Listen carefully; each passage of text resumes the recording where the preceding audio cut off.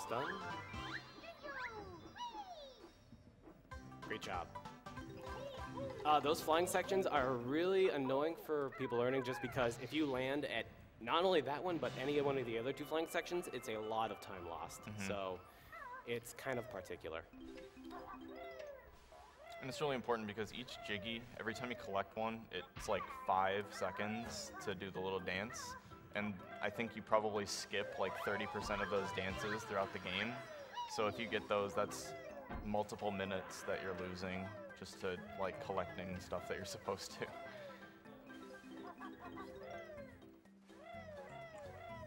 So a lot of them are routed so that they're collected underwater or in the air, especially with Jinjo Jiggies, which you'll see with the orange one coming up, because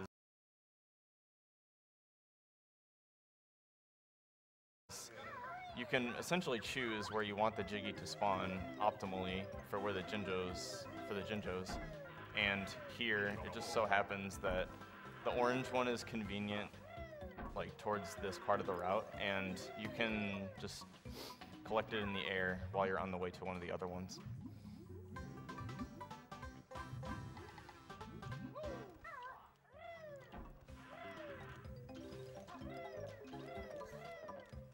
So this is the second flying part coming up. As Hyper mentioned before, you can kind of manipulate where the Jinjo Jiggy spawn position is. So what we're going to do is we're going to collect this Jinjo, swoop down and grab the Jiggy, and then grab that one later. Oh, that is so hard. That alcove right there is the most dangerous one.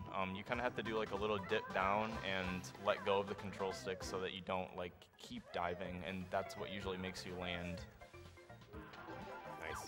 So that right there, when you're entering or exiting Talon Trot, usually when you're exiting Talon Trot, you don't get interrupted by anything impeding your path, and that includes water, so you can just kind of do a quick dive to the bottom. And meanwhile, Civ just kind of jumped inside an enemy and killed him from behind.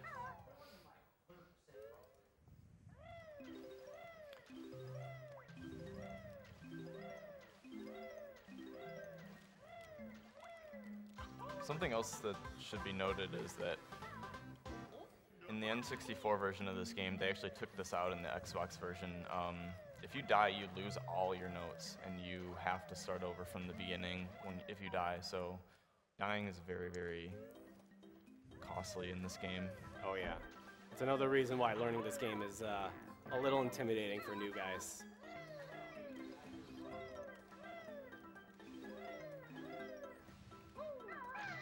So those X's he's been stomping, once he stomps all the X's, he does get a Jiggy, but just because of how it's routed, it's conveniently that they're all pretty much on the way. And this is the third flying section, which is really hard as well, so I'll be quiet.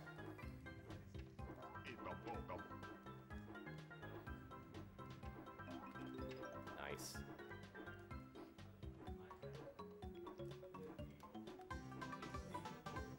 Nice. All right, that was the hard stuff pass. And as I mentioned before, if he lands at any one of those sections, it's a very huge time sink. So it's very, very nice that he got all three. Whoa, whoa. That's not that big of a mistake. It's not very common.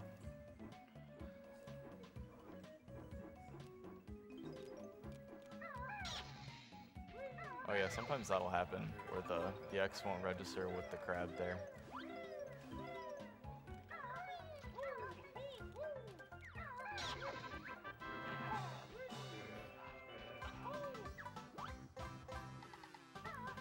And the very last Jiggy is the sandcastle that we're going back to. The 10th Jiggy in the level gives you an even longer dance, as I was saying before, about the Jiggy dances. So skipping the 10th one is always like really nice to do, and that crab there is actually going to help us out at the end of this puzzle. I wonder what he's spelling. It's not like it's written on the wall or anything. No, of course not. So now he can use this crab to death warp, and he still collects the Jiggy. I have more health than I was planning to, so pushing There we back go. a little Yep, bit. he got it. And he's going to be skipping that final Jiggy dance in all but 2 of the levels, and we have already passed one of those, which was Mumbo's. It's actually possible to skip that one too, with a really, really precise trick. If you actually get damaged by an enemy on the exact same frame that you collect the Jiggy, it skips the dance, but it's way too hard to go for in a run like this. Get out of there. That grunt likes to get in the way, yeah.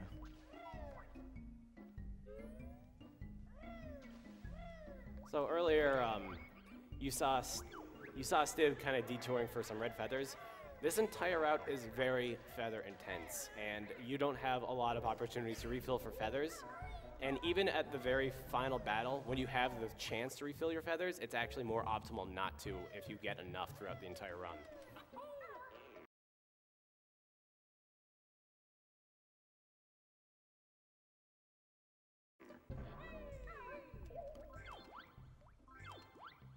And this level, Clinker's Cavern, I'm sure a lot of people who've played this game have a lot of fun memories. Of drowning. Of drowning. Nightmares of what the heck was all the way at the bottom. Remember how I said I didn't know how to hold R? Yeah. Yeah. As a kid, I would always like get stuck Oh and my like God. I couldn't collect everything down by the anvil. It would just, oh, It was just nerve-wracking. it was. And then Stiv just makes it look extremely easy. Don't jinx it.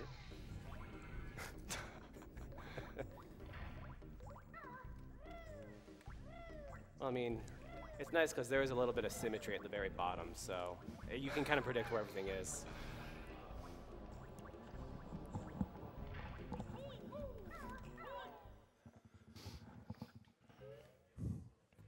I want to thank teenagers. This level is very cycle-based, and this jump right here that he's just did actually lets him get a faster cycle on entering Clanker with the tooth. So I think every cycle is just about 10 seconds. That's why this level is usually like you go really fast or you go really slow because you miss some cycles. Teenagers donated $25. Banjo is my favorite game, so I guess now is the time to donate. My father currently has liver cancer and has had to be shocked out twice, but it keeps coming back. And it's getting hard to see him go through it all. Thank you so much for this stream. It means the world to me, seriously. Since this is a pretty long swimming section, if you want to read out some more donations, you're more than welcome to. Okay. Thank you to Dark Deceit TV for his $100 donation. I've never caught this live, but I watched so many of them of the runs on the YouTube. So glad that I caught it this time. Thank you so much for doing this for such a great cause. Thank you for the donation. $50 from Don't Bear push 'em Pigman. up. Thank you, Bear Pigman. Keep up the good work, guys.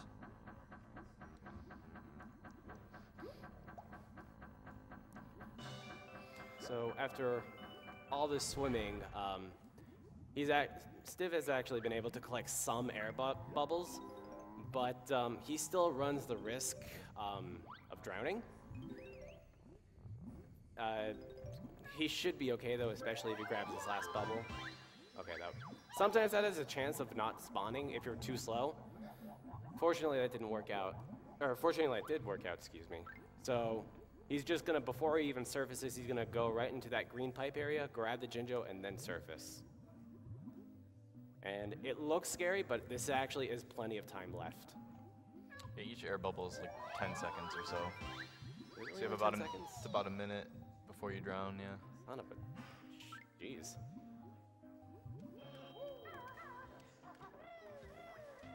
And thanks goes to K30 for his $500 donation. It's AGDQ time again.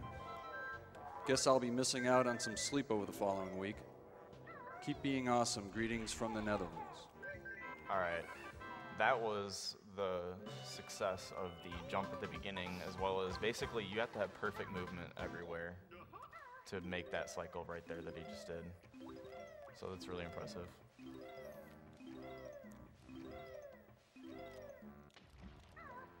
This part coming up, we just call it the rings, and everyone likes to kind of pay attention to what the timer finishes on because it kind of indicates how quickly you do it, obviously.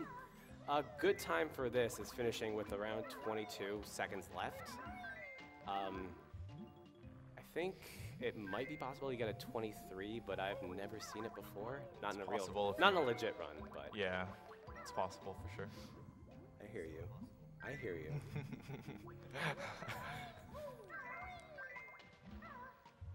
So this looks like it might finish with 22 seconds. It should be, yeah.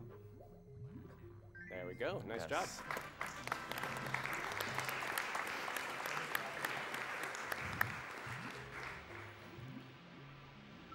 This run has been going swimmingly, by the way. I'm sorry for that. With that, I'd like to thank Jonathan and Bill for their $250 donation. Lost my mom 3 months ago, today to cancer. Have also lost 3 grandparents to cancer in my lifetime. Love what you guys are doing. Miss you, Mama.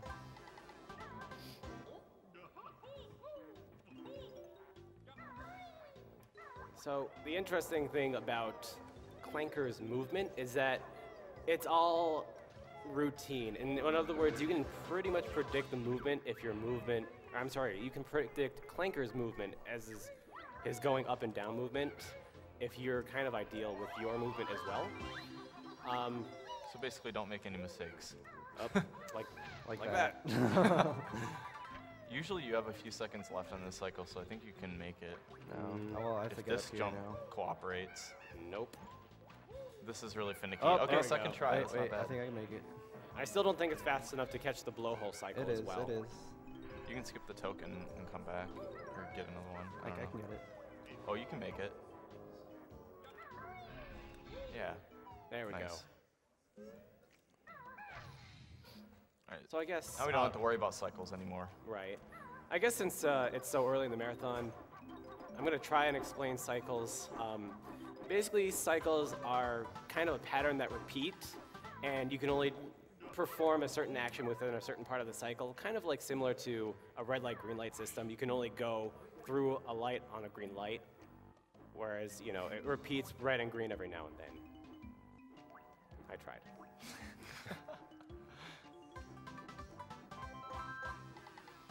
But if he had missed that, then he would have to wait 10 seconds more for the blowhole to open again. So that's why cycles are so important.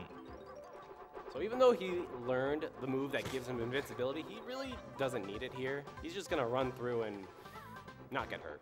Supposed to get those notes, but Hey, you get him on the way back. There you go. Yep. There you go.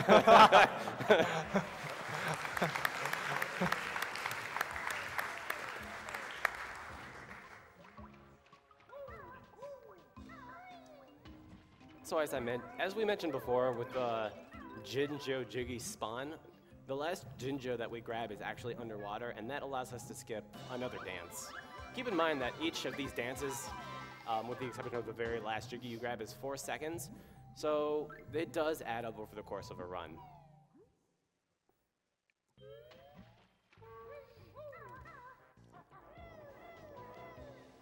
$10 from Taco7, thank you. Lost my grandpa to cancer. My dad has it. Hope in the future there will be a cure.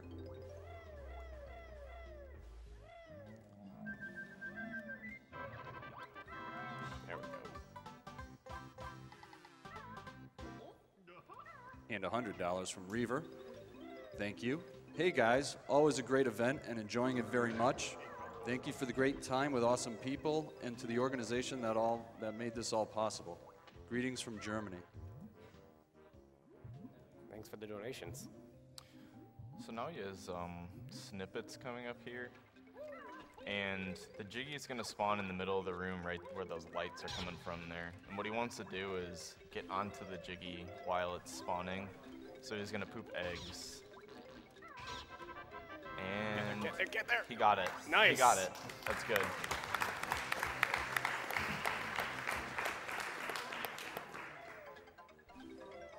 And the very end of this run ends with a very long swimming sequence. Kind of similar to before, he's going to, while underwater, collect a Jiggy, several notes, enough to finish the level, and a honeycomb piece. The only difference is he's not going to make it. He's going to die underwater. So let's hope he gets all of them before he drowns.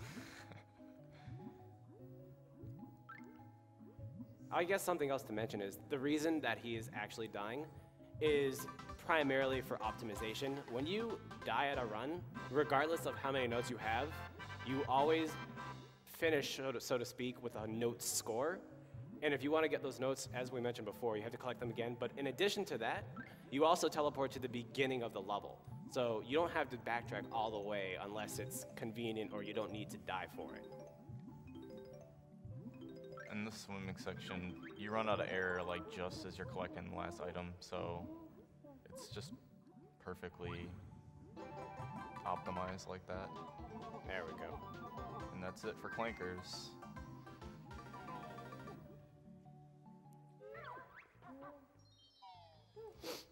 Would like to let everybody know that we reached 400 Twitch subscriptions since the start. As a reminder, Very nice. 100% of the revenue goes to the Prevent Cancer Foundation from these subscriptions. So thank you very much.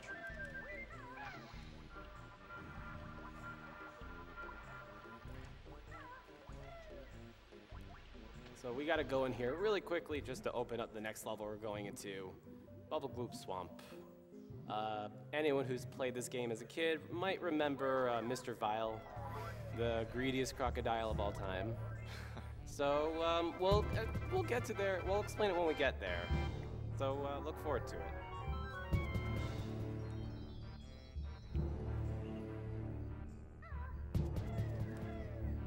And a quick mention on an upcoming donation bid war for Mario Kart Wii. Runner plays either as Funky Kong or Rosalina. That's coming up in 2 runs.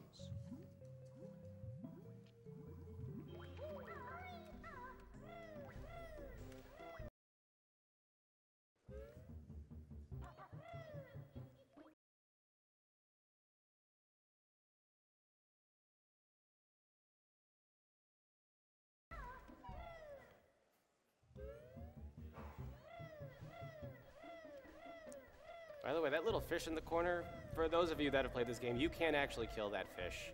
There are a lot of things that deceivingly you think you can't kill in this game, like the shark, the shark in Treasure Trove Cove, or the snowballs in Freeze's Peak. That they can actually be killed, and you can get health for them. It's kind of silly. The developers intended you to use the boots to get over here. The wading boots from Bubble Gloop Swamp to not take damage, but you can just kind of slope glitch across the pipe and make it across with minimal damage and open up for ZZ Peak without the boots. Save some backtracking. So occasionally, I guess something else to mention is occasionally Grunty will talk to you as you're traversing through Gruntilda's lair, kind of the overworld in this game. Probably right about now. I don't think she'll talk yet. Oh, did she already talk? She'll talk when I leave the Oh, level. I missed it. Oh, man. She talks in patterns, so you can kind of predict when she's going to talk based on your movement. Nice shot. This level is primarily routed based on these crocodiles right here, because you have to feed them in a certain order. So it's fastest to complete the level just by accessing the areas that those crocodiles are in the order that you have to feed them.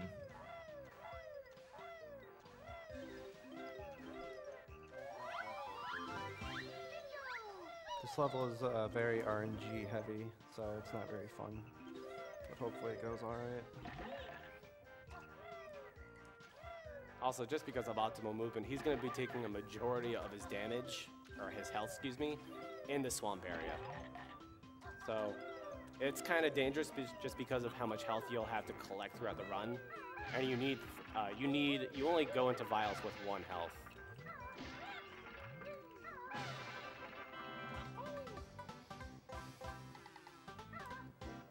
Thank you for the $50 donation from Knife Buddy. Lost my father last year, 2 weeks after my birthday. This donation means a lot to me.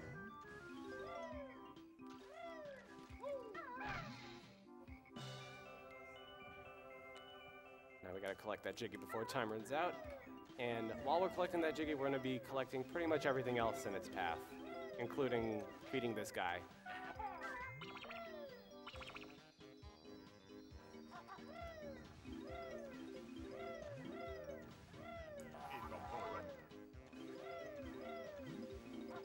Thank you, Annika Hibsier, for your $20 donation. Cancer survivor here. Thanks for the effort. Almost had a 19. Huh?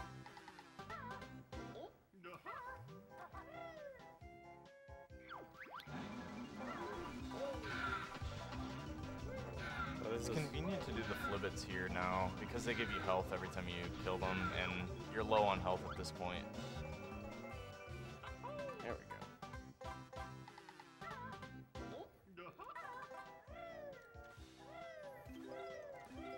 So this next part, you're supposed to break the huts and access a shock spring pad. We're just gonna jump them because it's faster. This is the only exception just because there is a witch switch in here, which will give us access to the Jiggy later. Well, and the second to last one, but that's because this one's really hard. Right.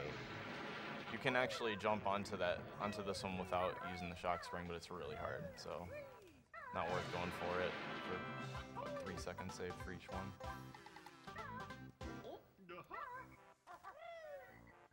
We have a nice, generous donation from Kevin Wurst.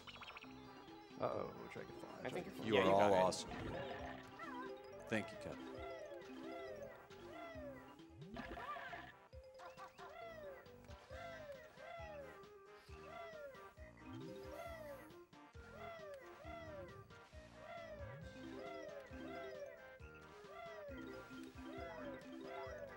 And $50 from Demon B. My mom beat breast cancer a couple of years ago, so I'm always going to give back while watching my favorite games get destroyed. Thanks for the stream, guys. And $15 from Majesty Apollo. I'm entirely convinced Stiv isn't actually human. Banjo-Kazooie is one of my favorite games of all time. Brings back such amazing memories of my childhood. This is a great cause, and I hope you destroy the 0.5 mil target, guys. Oh, don't get it. It's okay, No, that would've but been good if It's you got actually hit. better, yeah. I just didn't want him to get it. Yeah, if you get hit there, you can actually move like during that little cutscene, so it gets you an extra bit of distance, but he was a bit low in health there, so that was kind of scary.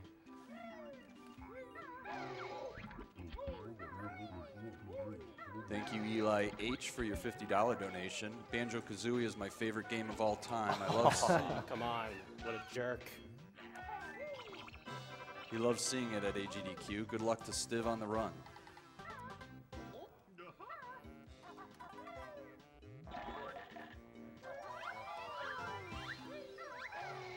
Contrary to popular belief, he actually does enjoy that.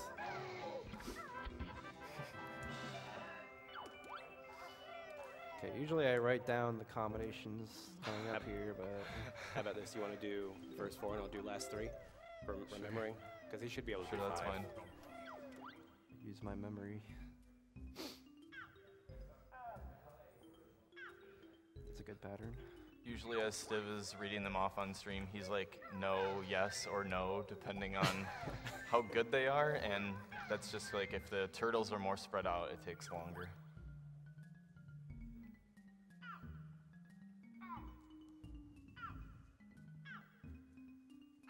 That was pretty bad.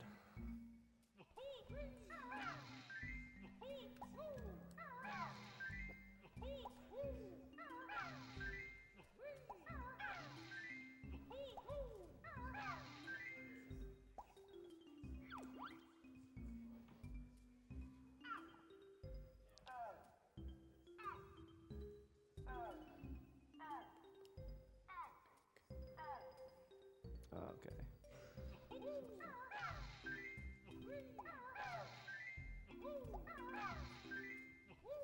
What's after purple? Purple. That one, purple, and pink, then purple. Pink. Pink? Yeah, pink and then purple. Yeah. I thought you were going to get first 4. No, I thought you said last 3. All right. This is Okay, a co-op it worked- speedrun, It guys. worked out then. Team effort. Woo! Don't give me that.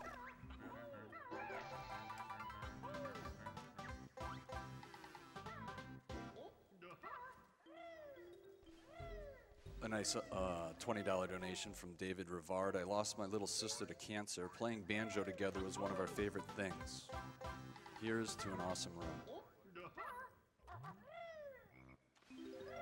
Something else that he's been doing throughout the run that's kind of minor, but it adds up over time, is getting out of Talon Trot when, like, before doing certain actions, like picking up a Jiggy. If you collect something like that while in Talon Trot, usually you have a little delay. So, like right there, that saved him a little bit of time. Even though he almost got sniped. Yeah, I've never gotten hit by that dragonfly there. It happens, I swear.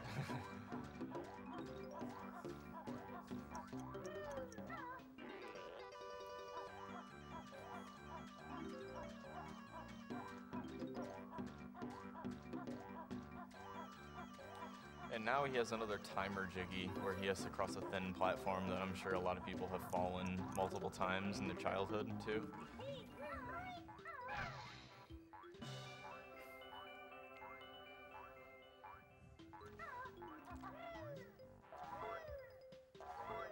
Nice. And all you gotta do is to do that. It's really easy. yep, well, for the rest of the Swamp Maze, he's not going to bother collecting the boots because he's actually going to get hurt on purpose. Because he wants to be at 1 health for optimal routes, for optimal strategy. I'd like to mention the Yeti, which is a t-shirt site featuring an awesome new design every 24 hours for a low price. The Yeti has partnered with us for AGDQ 2015, offering an array of shirts with $3 from every unit sold. Going to the Prevent Cancer Foundation. Check out the collection at www.theyeti.com/Games Done Quick. I've never seen anyone get hit by that guy. Me either. All right, so we are coming up to probably everyone's favorite minigame. Mr. Vile. Gotta get my revenge from AGDQ 2013.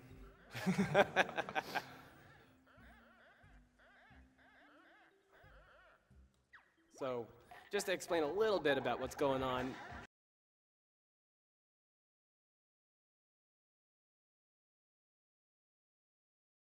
You might be wondering why he's not collecting any Umblies, and he's just losing his lead right now. Well, Mr. Vile has a mechanic in this game called rubber banding. You've probably heard of it before in Mario Kart anything. Typically what happens is the further ahead you are, the faster that Mr. Vile will go. But the further behind you are, the slower Mr. Vile will go. You can actually see it, like... Yeah, you notice how he's slogging You can see it as he gets more, he's just going to get faster. Oh, and then the third round, he starts flying across the room really fast. So we kind of take advantage of that and get all the feathers and eggs and the Momo tokens and the notes we need before we kind of take this seriously.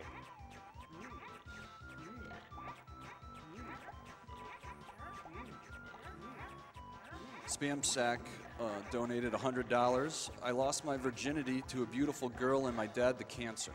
One of these was awesome and done quick, the other not so much. Keep it up, everyone. Kisses. Oh my god. So these yellow things are popping up right now called grumblies. We don't want to eat those until the third round at a certain point. If we eat them, then the croc will just kind of be grossed out and not move for a little bit. Usually the general strategy is to go for the ones that Mr. Vile is going for. Usually that's more of the third round strat. In this round and the first one, they're not as difficult. The game intends you to beat the third round using the turbo trainers in the back of the room, but as you can see, they're grayed out because we haven't learned the move yet.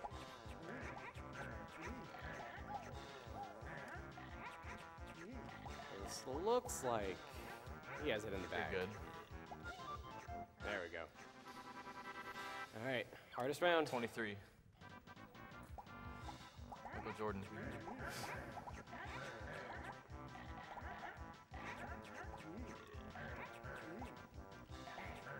Notice how the top center of the screen is alternating between the red and green or yellow guys. That means that's the ones you have to eat right now. Then I have to eat the red guys. Red Yumblies.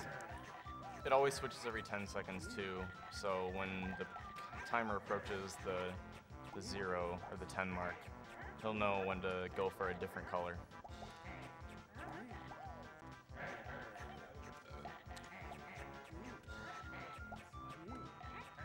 Thank you for the looking pretty $100. Sorry. Thank you for the $100, Mike Ninja. So great to finally see this event live. Best of luck with Vial, Engine Room, and Furnace Fun, Stiv. I'm lucky there. Look at that one just appeared right in front of you. All right, where is he? Where is he? There he is. Circle, circle, circle. Yeah. You got Good job. your revenge. There you go.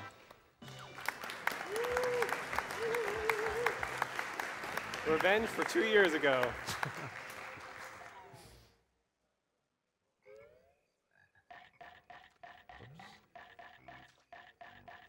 And we're actually going to finish this level as the Croc.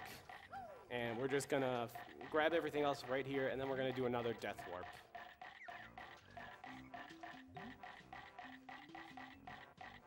Thank you for the $100 today, Jax. Say no to cancer, say yes to Banjo.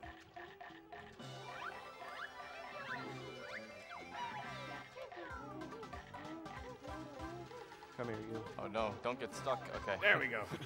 Wait, can he get stuck? Yeah, he can get stuck up like really high, and you have to Oh, like, that's not stuck. Is it? yeah, No, it he, is, yeah. yeah, That's it's so happened to him before. Ugh.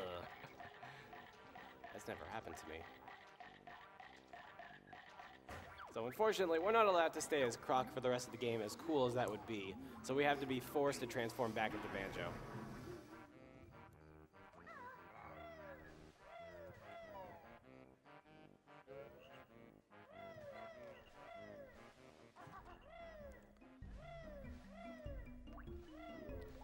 Thank So you. this- Go ahead. From the ceiling, instead we're just gonna walk along and jump on top of the hat and then slide in.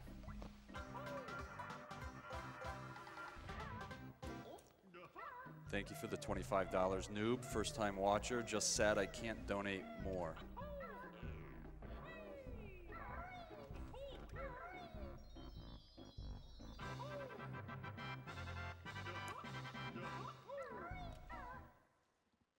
And thanks goes to Mr. Professor for $50 donation. I absolutely love the speedrunning community. Good luck, everyone.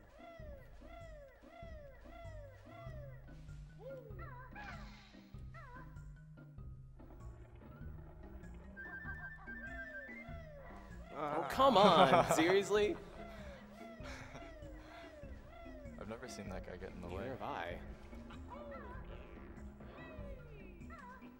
Oh yeah, he's actually supposed to open that up in Gobi's Valley. He's just gonna grab it now. Yeah, that was one of the many glitches found by Chronicies in this game. She's found a Yeah. huge number of glitches in this game that Looks I never like- even fathomed were possible. So Yeah. huge shout out to Chronicies. And that pretty much just the jiggy hitbox is, I don't know, when you roll into it at that angle, you can just collect it.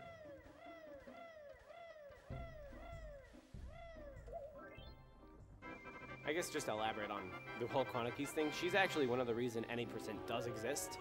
If you were to complete the game traditionally, any percent would only require 810 notes, and I think it's like 94 jiggies, Yeah. which is almost everything in the game.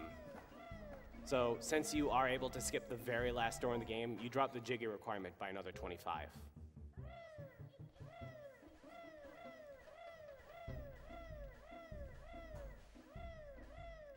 Still no 810 door skip yet, though. That's never gonna be found.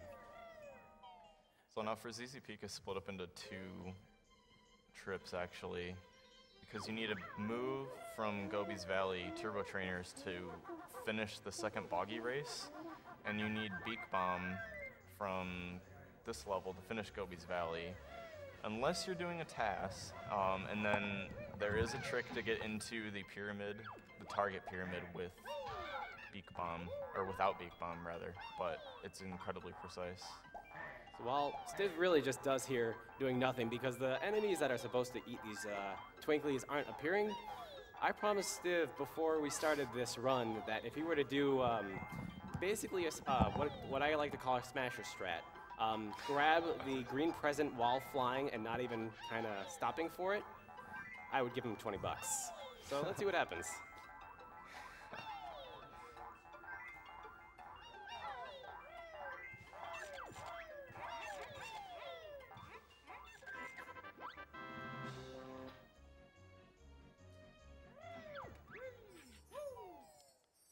Thank you for the $80, Geronimo GC. If there was ever a time to donate, this is it. Lost my mom to cancer 2 years ago. R.I.P. Mom, good luck runners.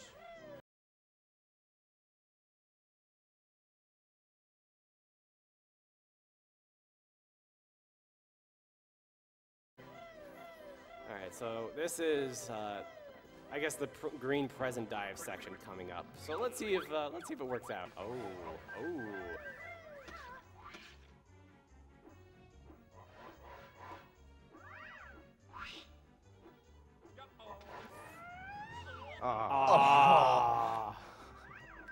Maybe next Almost time. had it. That was close. It's actually a lot harder than it looks because that green present has its own floor, so you can kind of land on the present and then just exit flying. Don't ask why I go for it. Because if you find a strat, you always want to go for it yourself, because it's your strat. I can't help it. It's such a fun strat. So that's all that this trip is for ZZ Peak. Just getting the presents, riding the sled to get the boggy jiggy, and then giving the presents to the kids, and learning Beak Bomb. And since we will be making a second trip here, there's no point on collecting any of the notes. Right, because every time you exit the level, you have to just collect them all again. Early Christmas, or late.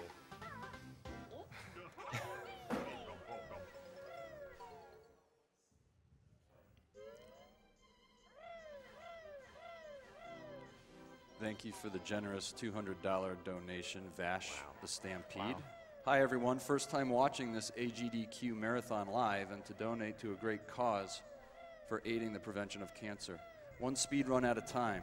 Here's $200 towards your goal, and we'll donate another $100 later if everyone in the room shouts, with feeling now, "This world is made of love and peace." Good luck to you. So on three, everybody. 1, 2, 3. This world is made with love and peace. Excellent.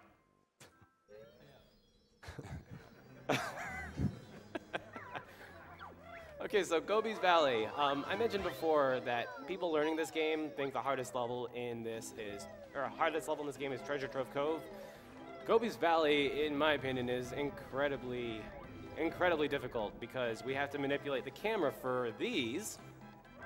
And we're going to be doing that almost every time, because every time we enter a ring and then enter a loading zone, the ring position resets. Yep, it goes back to that original spot there. This was a glitch found by Chronikies a while back, at least a year ago, and I was just messing around with routing this game, and I don't know, I just had the idea of trying to get some of the rings without flying. So I found that you can actually do that, and it ended up being faster. The other trick in this, sorry to cut you off, is the Gobi clip, where you attempt to clip through a wall via beat barge. The question is, oh god, it's not easy. Oh, come on.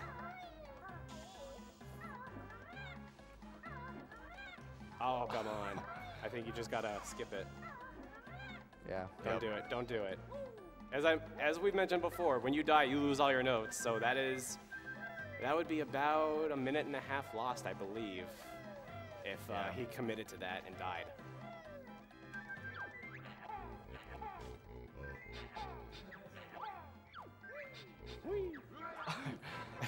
I'm surprised you got that jump. What? Whoa! What is this? No! Okay. Oh my god. There's a very That was small so margin. Close to dying. where he wouldn't be able to flutter out of that and actually die. So I think that caught all of us by surprise. Oh my god. I've never seen that happen. That was so cool. Do it again.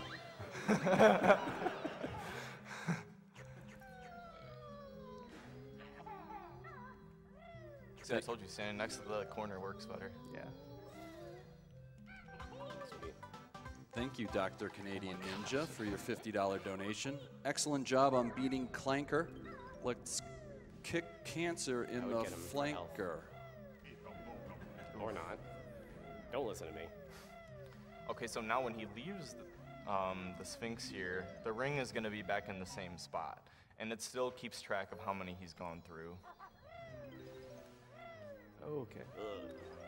To be all right. Yeah.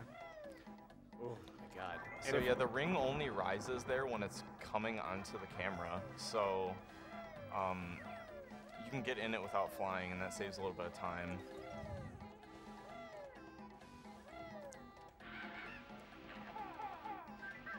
Oh, okay. Sometimes that happens. Yeah.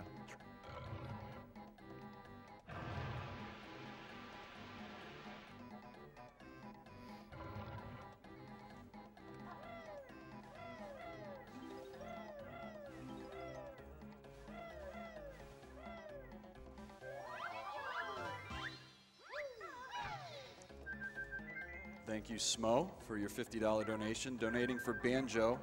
Thanks for getting jiggy with it for such a great cause.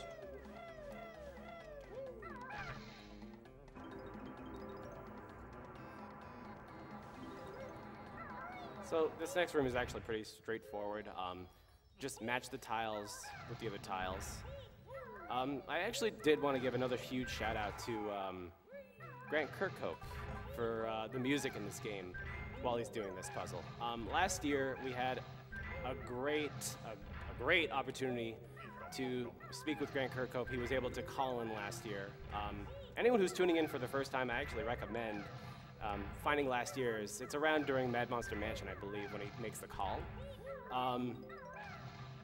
It was a huge pleasure to speak with him, and I don't anticipate it happening again, but if you are watching, thank you for the great music and the great times.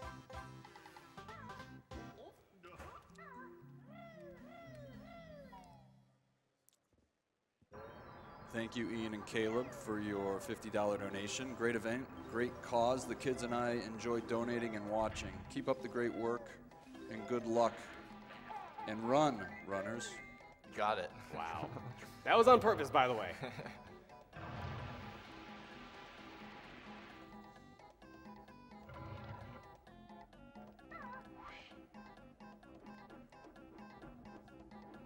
Beat bomb.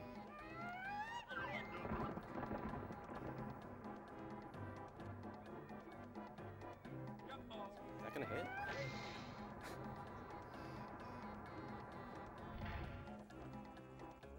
Yep, so this is the one instance you need Beak Bomb for, and there's a really weird clip that you can do to get in there. But it's just too hard for runs like this. Get in there.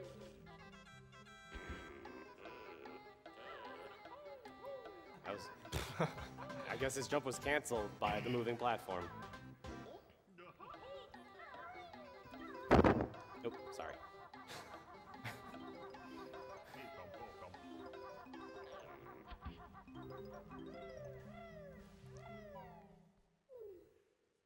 So after doing all of that, we're not yet going to talk to bottles. We're going to get one more ring. We still have one more to get, I believe. Yep. Yeah, one more. So after all that, now we're going to talk to bottles, refill our health, and learn how to use the Turbo Town Trainers, I'm sorry. Speed shoes.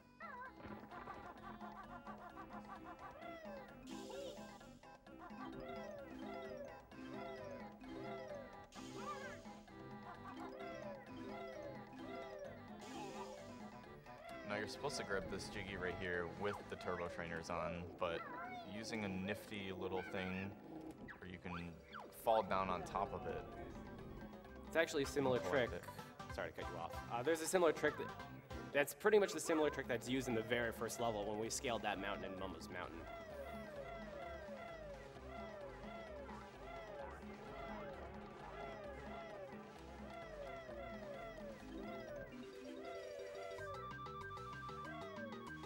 we're gonna jump all the way over here. And we're gonna free Gobi, who is now forever in our debt, and we're gonna take full advantage of that later. A very generous $200 donation from Valestra. Hi, I hope cancer would be as easy to fix like the awesome players clear the games. I wish you all the very best. Together we will defeat cancer.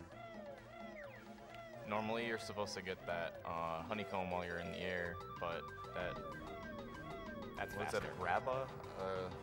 No, that's a slappa will knock you up there if you time your backflip right.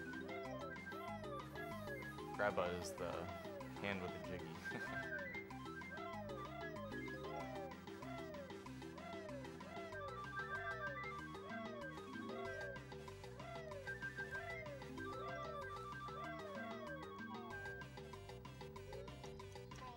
Oh, I went the wrong way.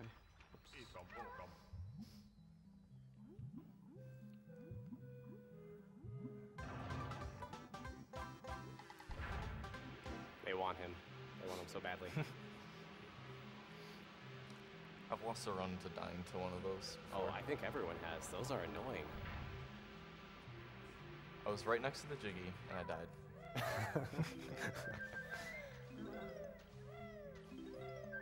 So now he's going to collect the last ring on the way into the maze. Manipulating the camera again.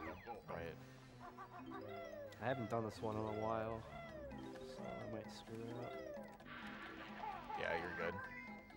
That's a really good angle.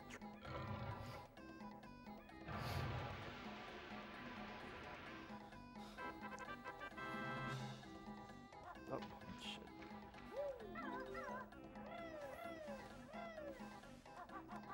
Okay, there we go. And that's it.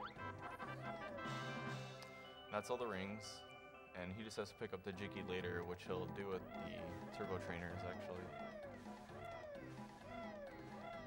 Thank you, Cherry Dominowski, for your $50 donation to honor my husband Bob, who is a cancer patient, and my son Chris, who is getting his degree in game design. Thank you for this great entertainment and supporting this important cause. So normally you're supposed to traverse through this maze, or you can just jump over the entire thing. And you can see the witch switch there. We didn't need that from earlier.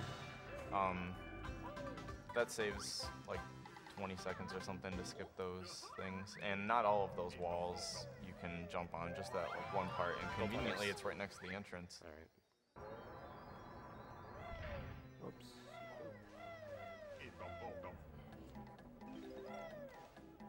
Thank you, Lachlan, for your $10 donation. I just lost my mother to cancer 2 days ago, and I'm super happy seeing you guys supporting this cause.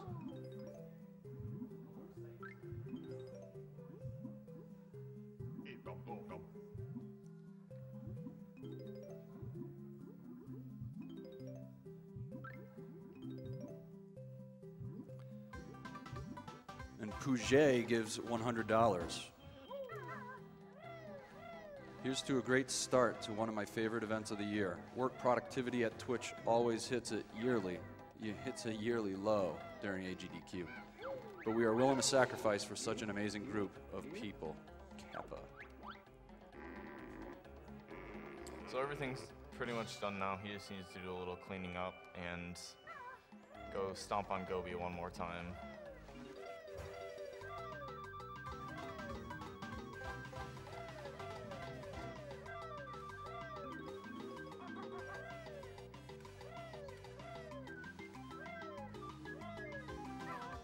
You can actually skip that dance if you are wearing any sort of boots as well. Oh, you got it. Oh. If you place that perfectly, you can get hurt and cancel Beak Bomb pretty much at the same time. That was very nice. That was very nice.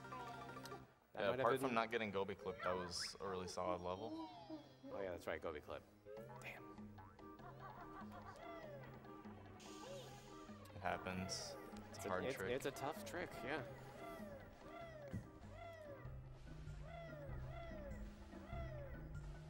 So the next couple of minutes are actually going to be spent opening up Mad Monster Mansion. It's a very very long path to take. So we have some time for donations if you want to just shout some out. Just run through them. So the first one is from Sour Spinach, $60, thank you. Hey Stiv, nice run. Great commentary by Smasher and Hyper so far. Thanks to everyone for the wonderful marathon, as always. Thanks, As Howard. always. As always. As always. You should be proud. And thank you, The Color Red, for your $50. I am currently fighting leukemia, and I am always so excited to watch AGDQ. Banjo is one of my favorite childhood games, and stay classy, you Stivity stud.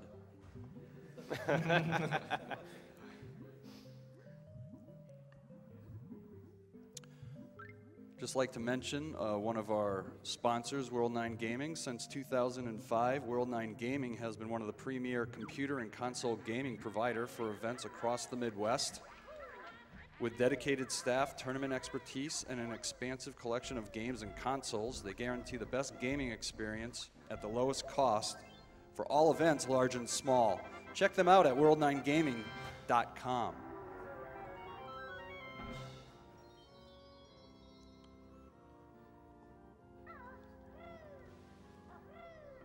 Goat Curie gives us $50. Thank you. It's not much, but it's going to a good cause. Hope to enjoy the rest of the event. Have fun, everyone.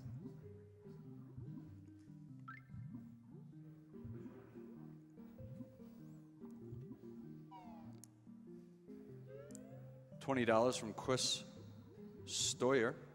Love what you guys are doing. I lost my father when I was 9. Cancer is a terrible thing, and glad you're doing this for a great cause. Keep it up.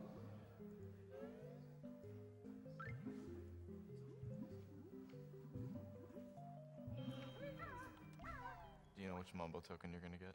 I already got it. Oh, you did? Okay.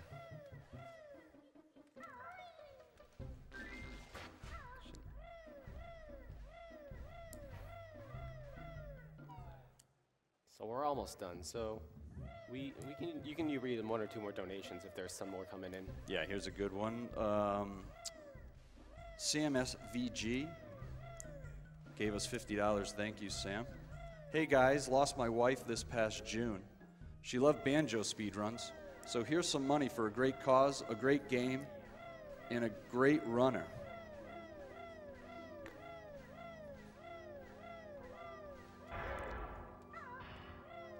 We gotta open up that gate because we leave the level with the pumpkin and we need to go into that shack over there, and the pumpkin cannot open it.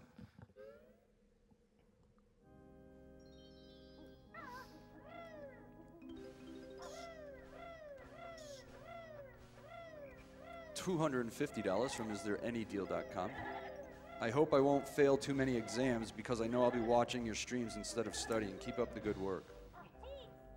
Thank you. So the beginning of this is pretty much just traversing through this grass maze, collecting some notes. This level doesn't have a lot of fancy tricks like the flying sections in Treasure Trove Cove or the swimming sections in Clanker's Cavern, but it is very input intensive, and it's very easy to lose a lot of time from very simple mistakes. Also, that bat stinks. Yeah, like a simple mistake like falling off the roof can cost you more than 20 seconds, so Also, you shout can outs break to pooping eggs. you can break a lot of these windows just by using eggs. Yeah, and they're saves a little bit of time.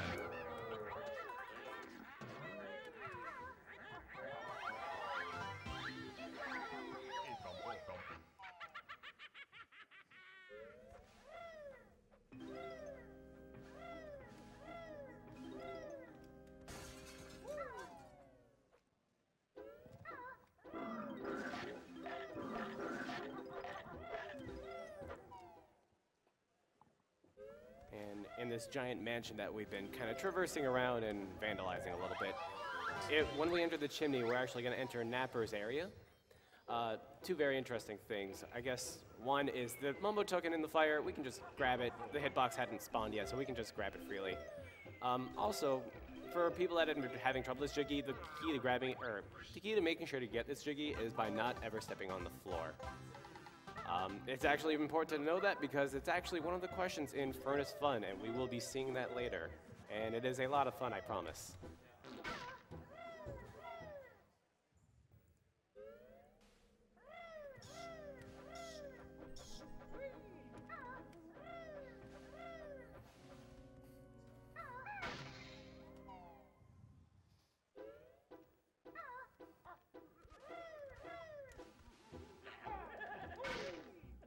So you notice, as of right now, we only have 7 eggs.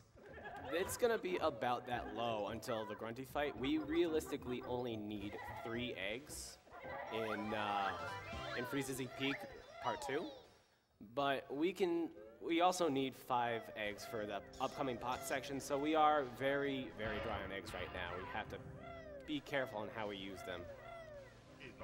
And there's 5 required in Click Clack Wood to bloom the flower, and then I don't think any are required at all in RBB at all, or except for the boombox skip. That's so like 2 or 3 there. That's true, but there are a lot of eggs in Click Clack Wood Spring, so yeah. At that point, the egg requirement becomes a lot more flexible.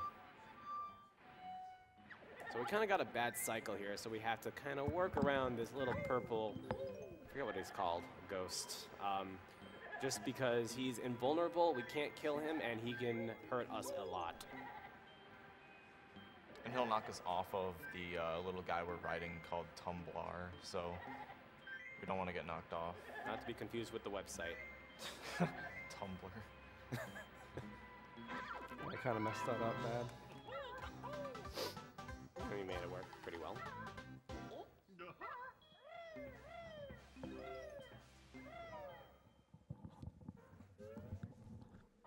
So this upcoming part is pretty much infamous for being really annoying. Getting to it, normally you'd have to go all the way around and jump into the well. We're just gonna kind of go on the bramble and kind of bypass that entire area. The well is really annoying because all the tentacles in that area hurt you, and you have to grab all the notes as well. There's also jigging here. It's the safest thing to do is grab all this stuff as the pumpkin, but it is unfortunately slower, so we can't really do that.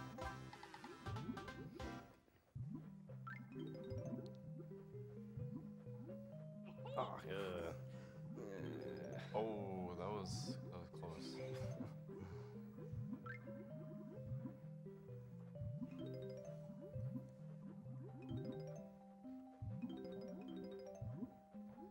But he managed to make it out.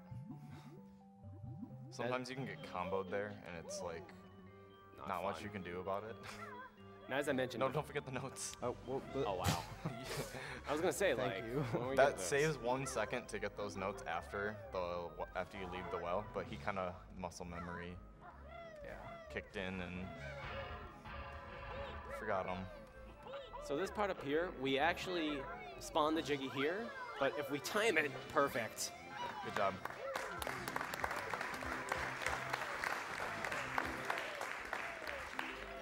Little fun fact, you can actually grab that Jiggy and then jump back onto the ground and then do the dance anyway. Yo, does he get to flap and jump in the water for it to actually give you the Jiggy before it? Otherwise, it'll just stay in your hand. yeah.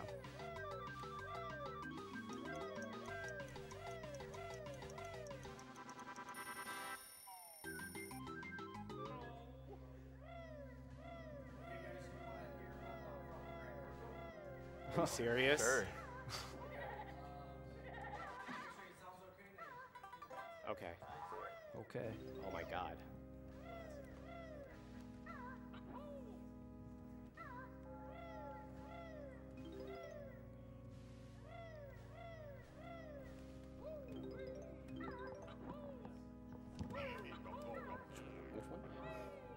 Which one?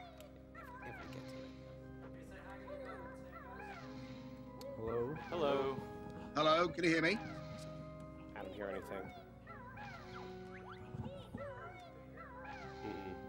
Hello?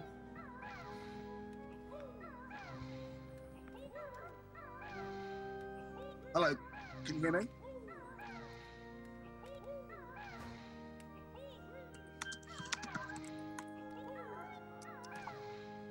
Hello, hello, hello, hello, hello, hello, hello.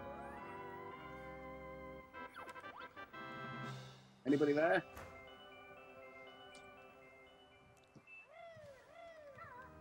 Okay. So while we wait for a developer to enter the room, I'd like to thank Jamie Hugh for a $100 donation. AGDQ, SGDQ helped me through some of the roughest parts of my life in the past 2 years, and now I'm able to work and I finally have enough money to donate. Although it's not a lot, it's the most I can give at this time. Thank you everybody for participating in AGDQ, SGDQ. Hello? Hello. Hello. Hello, hello, hello. We hear him. Hello, Grant. Here he is. Hello, Mr. Grant Kirkhope. Hello, how you doing? Great, how are you? I'm very good, how are you? I'm still fantastic. I've got a bit of a cold, so I'm slightly more miserable than I am normally. Okay. Thanks for joining us today. Yeah, all right. we really appreciate it. This is 2 years in a row. We might as well be best buds now. Absolutely. Oh man, how are you enjoying the stream so far? It's very good. I must admit that I was watching that bit with the organ. That took me ages to get that bit right. I had to make it so whenever you hit a key, it fitted the chord that was playing at the time. Oh, is that how it works? Background music. Yeah, it was a pain in the ass, that was. I was wondering why the organ didn't sound right every time. Yeah, well, I had to tell the programmer Chris Sutherland that whenever you hit a key, depending where you were in the song, I had to give him a list of notes that he could play at the time. So the first bit would be C, E flat, G if it's C minor, then however it changed. So hopefully, whenever you hit the key, it should match the chord that's playing at the time. Wow, that's really cool. That's amazing, actually. It was a pain in the ass, but amazing. Just a quick bit of actually great Kirkhope trivia that was mentioned somewhere on YouTube, I believe. You had a little bit of chime trying to get these pots to say thank you very clearly. Yeah, I know, that's my voice. I just recorded myself saying thank you and I just pitched it down. But Nintendo kept thinking I was saying fuck you all the time. I don't know. So I had to record it like, I don't know, 10 times and send it back and forth, and they kept saying no, no, and I was sort of saying, do you really think I'm going to say fuck you in a kid's game? It's just, it's the stupidest thing, but they just wouldn't believe me, so I had to do it like quite a lot of times. I had to really kind of go, thank you, really spit it out, because they just wouldn't believe me. I mean, ironically, there's so many other things in Banjo-Kazooie that they missed that were way worse than that. It's just like, it's weird. I completely believe that too. Yeah, no, it's true. There's innuendo everywhere. Oh yeah, lots of toilet humor. Yeah, I mean, like the fact that she's called Gruntilda Winky Bunyan. Does that not? Winky, like Winky in the UK means penis. Oh. So Winky Bunyan is penis bunyan. No one ever thought about that, did they? You learn something new every day. Yeah, that was a kind of a funny thing we had on the Banjo-Kazooie block. One of the guys, we used to call him Winky Boy, and that's why it got to be Winky Bunyan. But Winky is usually like a sort of a jokey, childish name for a man's private parts. So we thought Winky Bunyan was hilarious, of course, but no one got it except us. As we flush ourselves into Lago here. All right. Right. Oh man, it's so many years into this game and I'm still learning new things about it. Yeah, I mean, I forget most of it. It only comes back when I watch it. Is there anything, you just said it comes back when you watch it. Is there anything else interesting, maybe musically, that you can tell us about this game? Well, I like doing it. It was good fun. I mean, it's nothing. I don't think there's anything spectacular about it. I just tried to write tunes that were a bit catchy and a bit quirky. I was trying to not do the kind of Nintendo, really happy sort of slightly jazzy music. I wanted to make it a bit more quirky and oddball. So that was what I tried to do. I had no idea that people would still like it all this time later. Okay. Well, then that must mean you did a good job with it. So. Well, it's very pride in kind. your work. It really just amazed me that people still like the tunes like all these blooming years later. It's amazing. Oh yeah, me firsthand, I love these songs. I still listen to them, not every day, but I mean, I still love these songs.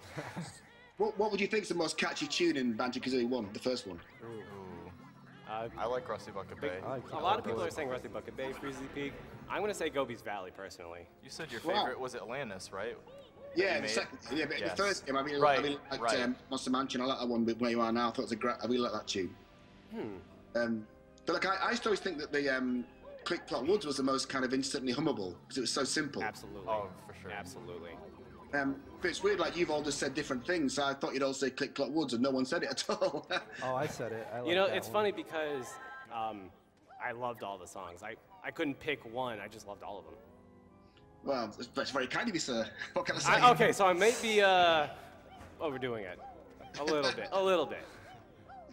I know. I guess you know it's funny when like my son, you know, he's 12 and he started playing Banjo-Kazooie in the Xbox when it got ported across, and like it was weird. I'd looked at the game for such a long time, and like seeing him playing it, and it was just like it was the nicest experience to have. It's like putting on your favorite pair of slippers you haven't worn for a long time. You know, it's like that. It was like really amazing to watch it, and for him to like it was great because I didn't tell him that I did the tunes for it at the start because I thought if he hates it, I don't want to tell him that his dad did it. I thought I'd just keep it quiet.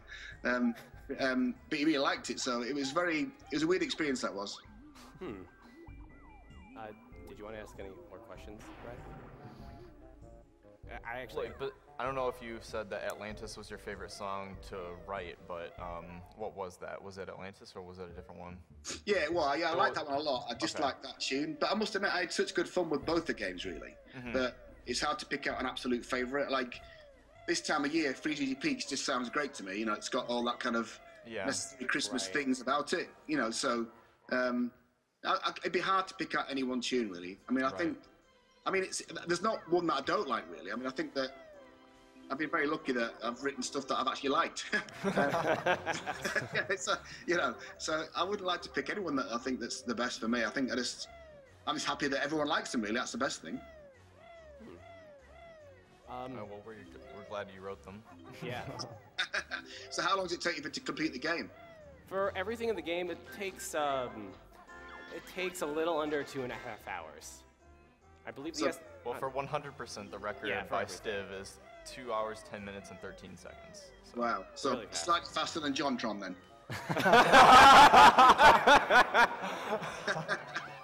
Just a little bit. And then for Banjo-Tooie, it was for the longest time. It was just under 3 hours. Wow. Wow. Very hard trick that Stiv just pulled off, by the way. But now it's down to like 45 minutes because of a recent trick found that lets you basically warp anywhere you want. Including really? the end of the game, yeah. Is that a bug in the game then still, is it? It's yeah. like, Well, yes, pretty much. it warps you to the last cutscene you watched with the glitch. So All right. if you watch a cutscene, you get to warp there, and it doesn't matter. It's crazy. But I was thinking back to like all the problems games have had this Christmas with like, you know, being released that are, you know, pretty buggy and pretty bad, and like you can fix it all online. Like back in these days, you couldn't fix anything online. It was in the cartridges and that was it. You had to just send it in. You know, you had to make sure it was as bug free as possible, really. I mean, to be fair, I feel like that's part of the charm of the game because you had to make sure the game was as complete as it had to be, and anything that was left in was just part of the game. Yeah, it was like we just, you know, on Nintendo, like also if we made a mistake and they put the cartridges out, it would cost them millions of dollars to recall the cartridges and like fix it. So you had to be like super careful that you didn't break anything too much. It was like, you know, it was a big deal. That was back then. Games nowadays, they can just patch them, so like they don't really have, you know, incentive to spend more time on games. But these, like, the N64 games were works of art and like master crafted because they just had to be, and they spent a lot of time on them. Yeah, I mean, I think that, like, you know, the working at Rare, that it had to be that way. There was no other way. It would cost you. And also, Rare, the guys that ran Rare, the Stamper Brothers, would just say to Nintendo, "It's not ready. You can't have it," and they just wouldn't give it to them. No matter how much they moaned about it, we wouldn't hand the game over. So they had a lot of power back then. It's different these days. You get run by the big corporate companies that just kind of say, "You've got to hand it over right now. If it's shit, it's shit. We're putting it out, and that's it." The good old days. No kidding. Yeah. Speaking of the good old days, I want to ask you a question. Were you at all responsible for Stop and Swap, and why? I wasn't responsible for it. I knew how it worked, and it did work. It was just one of the ideas. I think I'm not sure how the game, but we're going to link it up to Donkey Kong 64 as well. That was a plan. So all the games would link together, but Nintendo wouldn't let us do it. So I had to take it. Okay.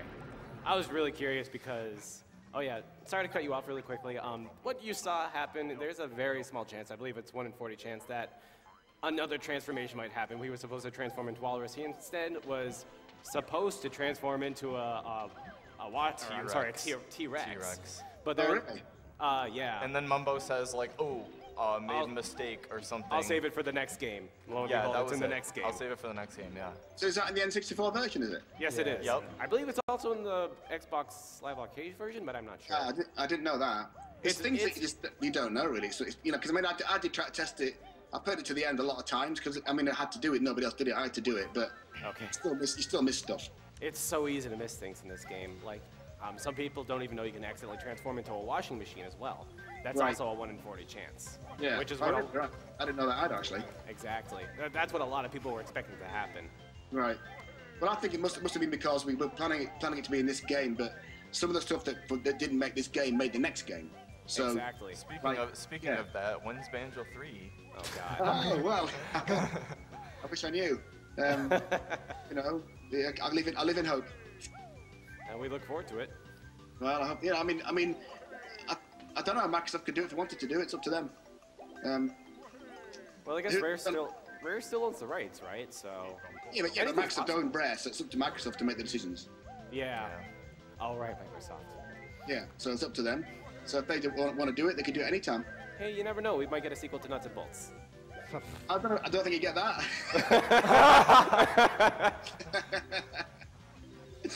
It's funny that game, because like my son and his friends absolutely love it to death, right? But they didn't have that kind of heritage of playing the first two games, so they just like love it and play it. When my son's friends come to the house, they want to play that game more than anything because they like the building thing. It's a bit Minecrafty, It's like they really like it, but I think for the hardened kind of Banjo-Kazooie fan, it just didn't match up to the first two games. I think It just felt different. Right. Yeah, it would probably be better if it was different characters, not Banjo-Kazooie, An interesting mindset, though. Yeah, I mean, as I say, it's bizarre that when you get young kids, they don't care what's cool and what's hip, they just know what they like, Exactly. So, and all these friends loved that. In fact, all his friends bought a 360 to play that game, which was bizarre. And I was like really surprised at that, but it's because, I wanted a game like the first two games, but it just wasn't to be. That's very interesting. Yeah. But you don't know. I mean, I think that Hat in Time or Love or Destroy will look like there could be something like it. Exactly. Keep an eye on those two. Yeah, I'm sure they'll come around eventually. Well, I guess it's just, it just comes down to numbers. If they think they can make money out of it, they'll make it. That's what it comes down to. That's true, and platformers aren't very unpopular. Or, platformers aren't very popular right now.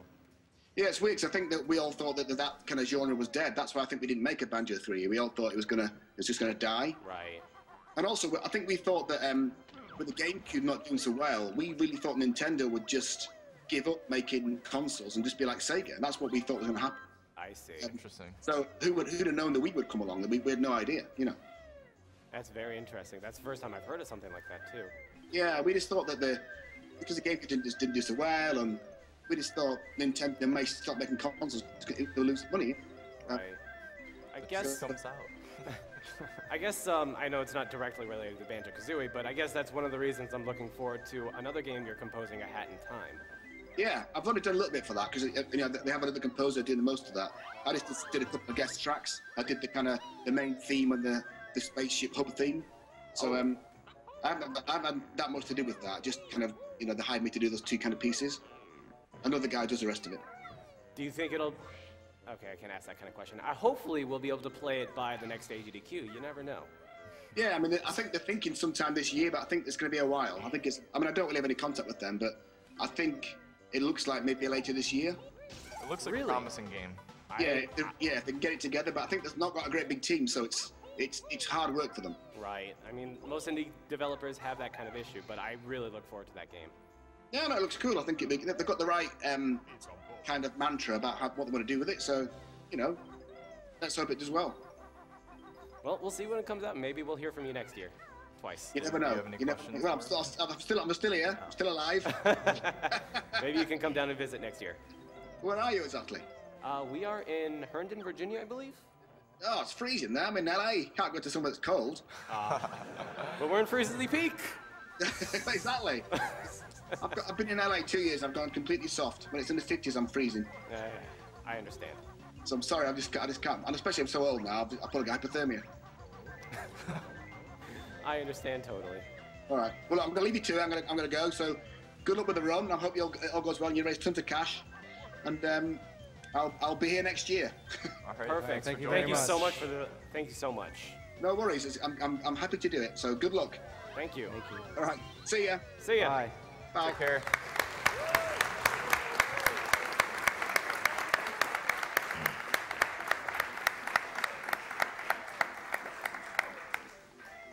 If you're at all interested in Grant Kirkhope's music, he does have a Bandcamp with all of his music, including Banjo-Kazooie, Banjo-Tooie, and DK64. Oh, Yeah. Foggy. Oh, that was close. So check it out. It's all available for free.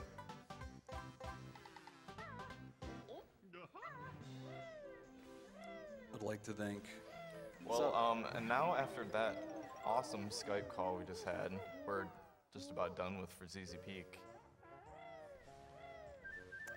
Well, we missed a lot. We missed rubber banding Wahays. We missed YOLO Star.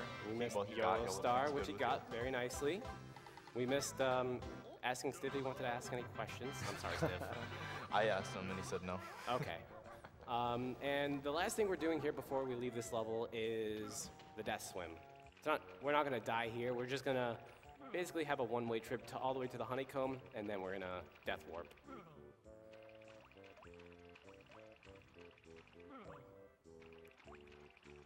Normally you're supposed to use the walrus to get through that little tunnel, but I believe Chroniky's found that as well.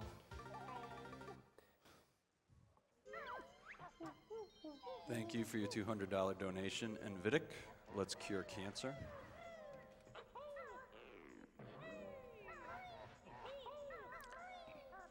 And thank you, Locke, for your $25 donation. This is to match the recent donor who is fighting leukemia. Keep fighting the good fight. I imagine we missed a lot of donations, so if you want to keep going, by all means. Great. Thank you, Luke Short, for your $25 donation. Keep up the good work, all you hard-working runners.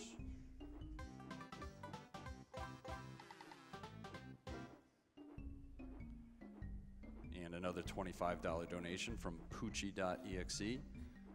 I've been lucky enough not to lose anyone I know to cancer, but I have one friend who's leukemia survivor and another one who lost his mom to cancer this past year. So Drew, this one's for you and your mom. Shout out to Grant Kirkhope. Thanks for calling in again. I still love your music as much today as I did as a kid. The catchiest ones for me were Treasure Trove, Cove, and Spiral Mountain. I drove my mom nuts, and as a kid humming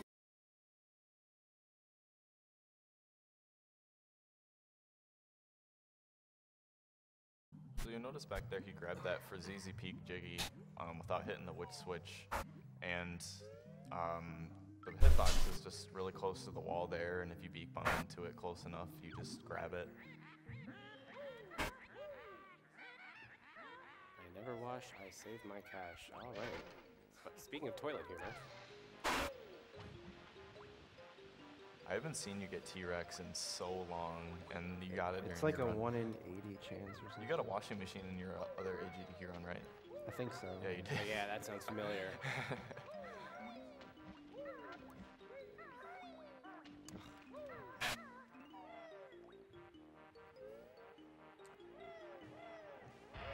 We do wish to mention that we are getting all of your donations, but we can't read them all. And thank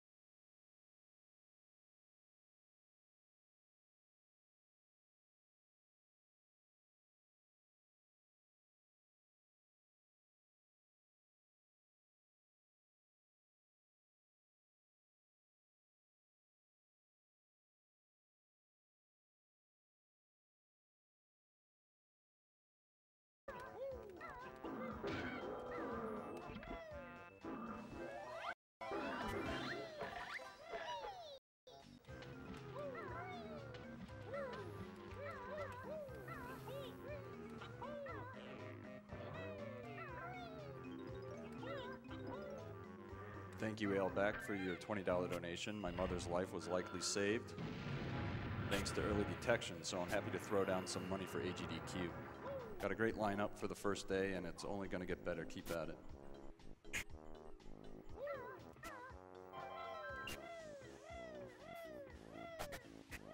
Jump over here for the witch switch, and then we're going to go in that giant hole you saw before blowing up for the boombox boss for a quick jiggy. Anyone who's played this game before, you know that this enemy splits up 100 times or something like that, exaggerating obviously. If you just hit him with an egg, oh. What? Wait, what? You didn't grab the jiggy yet.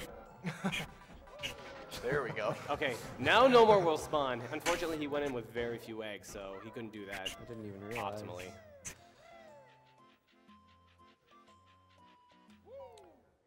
He won't need eggs until Click Clock Wood now, so. Yeah, and they're all easy to get.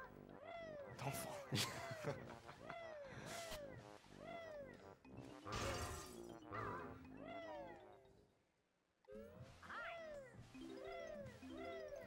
Oh, and this is the point in the game where the enemies start doing 2 damage as well.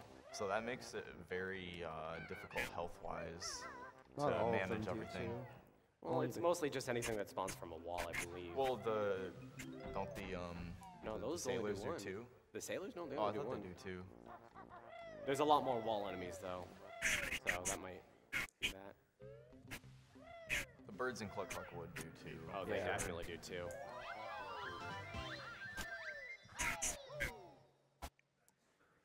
Thank you, Kevin10, for your $50 donation. Donating this for a friend who was hit by cancer in 2014. Had to donate during one of my favorite games ever. Keep doing what you're doing, guys. It's for a great cause. Ugh. Like that. So we need some health. Not worth the risk.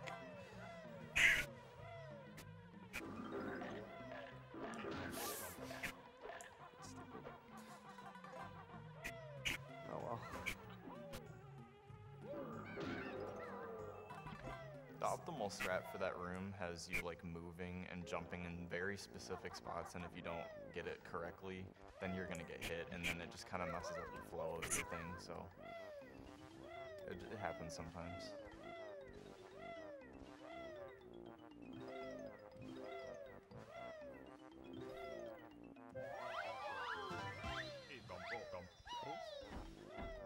Now we have everyone's favorite trick, If he decides to go for it. lifeboat jump. So there's 2 ways to do this part. You can either climb up the ladder and go all the way around for this jiggy, or you can jump to the closest lifeboat, which isn't very safe, ironically. Oh, Shoot. That's interesting. That was early. Oh, no, it wasn't. Okay. oh, you can Barely still get made it. Good Very job. nice.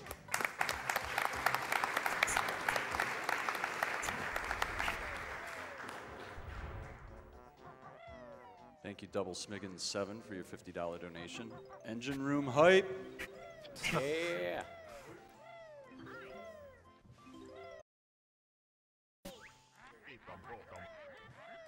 And Dave10 for your $20 donation. My mom went into remission early last month due to catching her cancer very early in stage 1. Thanks for all you guys doing what you're doing for the Prevent Cancer Foundation.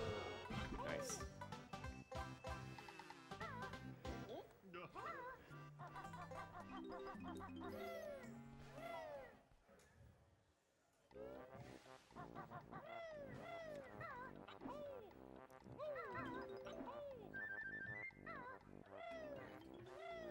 I guess one quick thing to mention is most cartridges. How to explain it is stop and swap is a very peculiar mechanic in this game. I mentioned it briefly when I was talking to Grant Kirkhope. It's strange because of 2 reasons. One is because it serves no purpose, and 2, which is probably the more important one, is you can only collect them once per game cartridge. So literally once you collect them, you always hear that jingle as if you're going to collect them again, but you can't actually collect the egg in that room.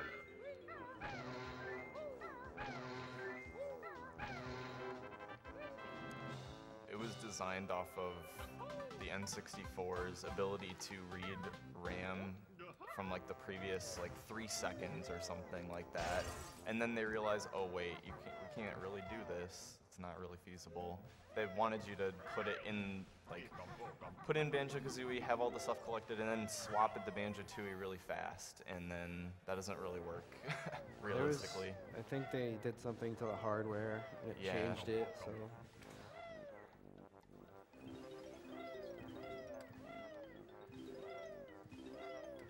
Stream viewers, please don't forget that 100% of your subscriptions to Twitch are donated to PCF.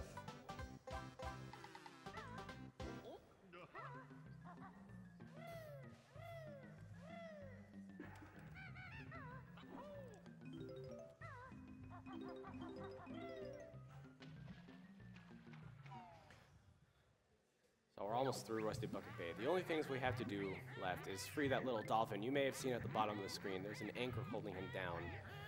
Poor Snorkel is stuck under an anchor, so we have to free him, which is on the other side of this room where all the grilled champas are. So we're just gonna run past them, because that's faster.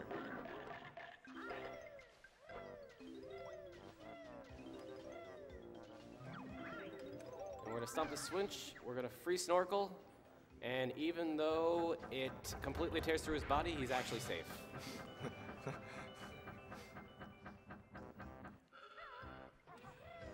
Save the animals. That actually was on purpose. He wants to be at around 3 health for this. Ideally 1, but that's a lot more dangerous. He's gonna try to collect this Jinjo Jiggy up here and cancel the animation.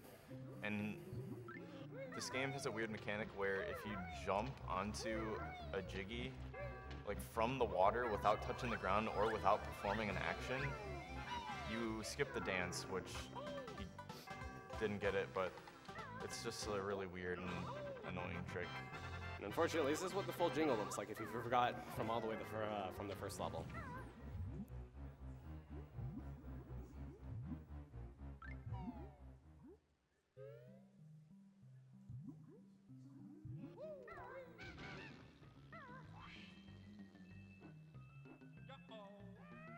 Into the water. This is the last thing we have to collect in this room, just a simple empty honeycomb piece. And we're actually gonna get hit here deliberately and lose 2 health, bring us down to 1. Grab this piece and then stomp for our last health.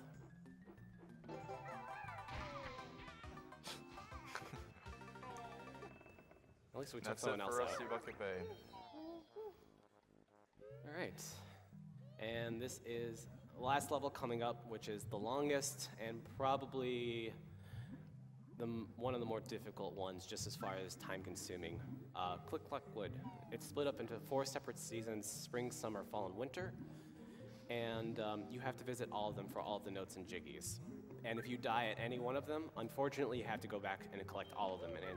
And it is a very long level. Great music, though.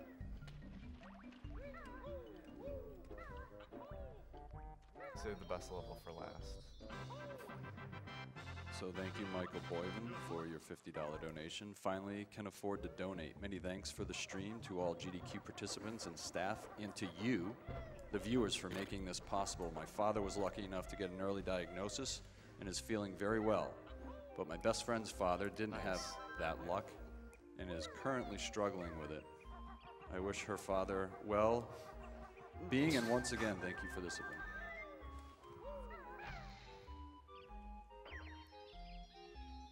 So right there's a little part of the edge of the leaf that you can get onto with the backflip, and if you mash A while he's on there, it can kind of boost you up, and you can get onto the leaf there, and that saves like maybe 12 or 10 seconds from climbing up the other side. And now we're taking the cauldron back to the first part of the game here by Treasure Trove Cove and open up Click Clock Wood, because the puzzle's all the way back here.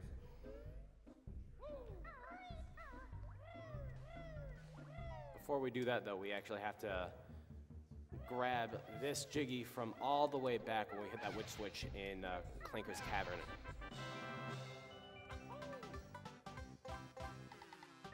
There's no real convenient time to grab that Jiggy. You can actually reset after a section where you hit the first water switch.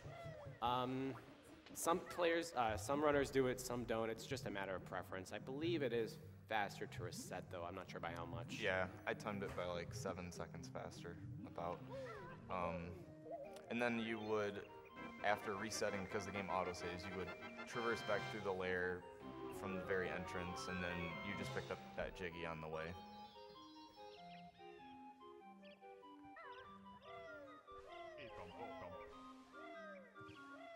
Thank you for your $100 donation, DC6. As a cancer survivor, many thanks go out to the SDA, SRL, and the AGDQ2015 participants for supporting such an important cause. This year's AGDQ has been such a great Oh, that guy, though. He got in your way both times. What a jerk. Yeah. Take that. I tried.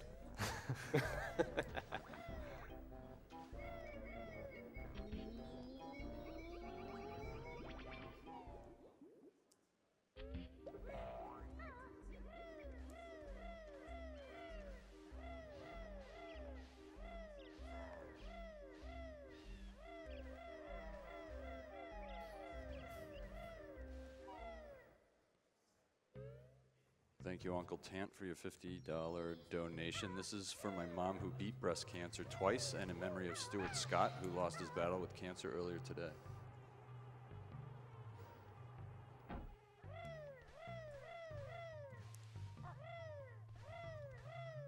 Thank you, Ladna, for your $50 donation. Great event for a great cause. Thanks to all the staff and runners for another incredible GDQ.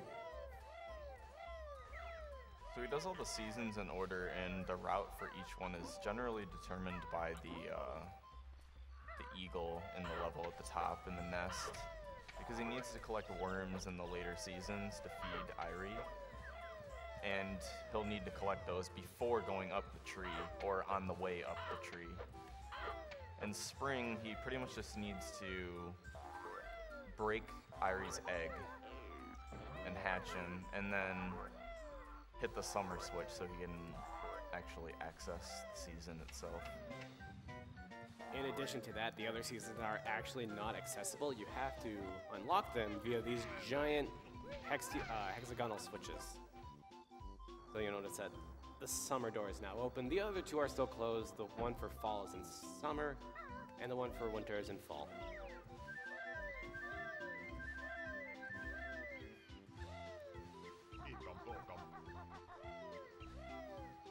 So little Eerie is having some trouble hatching his egg, so we're just gonna give him a little boost and completely crack the egg.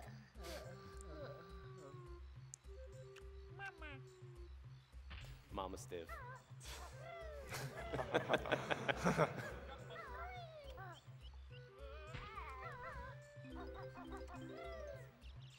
Thank you for your $50 donation, hat-wearing gamer. I got up at 7 a.m. my time to see this. Great to see some more Banjo-Kazooie being run at AGDQ. My grandfather died of cancer 10 years ago before I was born, and I never had a chance to know him. Keep it up, Stiv. Shout-outs to my friend Grand Star Yoshi, who's in the audience. Well, something else that wasn't mentioned earlier that Stiv used a few times was ground pound recoil. If you ground pound and then fall an extremely long distance, when Banjo is in the falling animation like that, you don't actually take damage, so you can fall as far as you want. And he used that on top of the snowman to get down to the bottom of Frizzy Peak quickly. I think it's used in Click Like Wood a couple of times too. Yeah, it is. Yeah.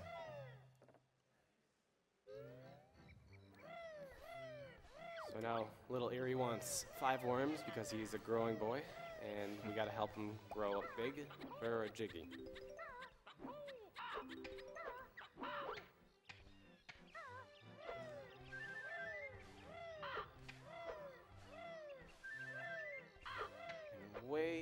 Way back in Gobi's Valley, I mentioned that we had freed Gobi from his little prison and that he's forever in our debt. Well, we're going to take advantage of that now by stomping his back for some water and feed the flower. Magic water, thank you.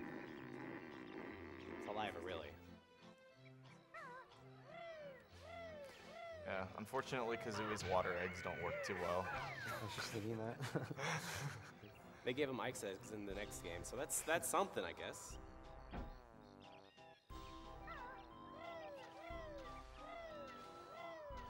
I'd like to mention once again the Humble Bundle. Check out the Awesome Games Done Quick bundle on humblebundle.com. Pay what you want for up to 9 games, a Twitch Turbo subscription, a subscription to XSplit Premium, and exclusive merchandise, all while supporting Prevent Cancer Foundation. That's www.humblebundle.com.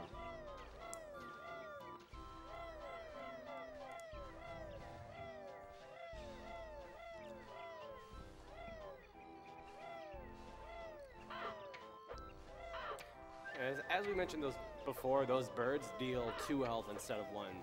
So they are extremely dangerous to deal with. Not to mention they can also knock you off and then take additional damage. And more time.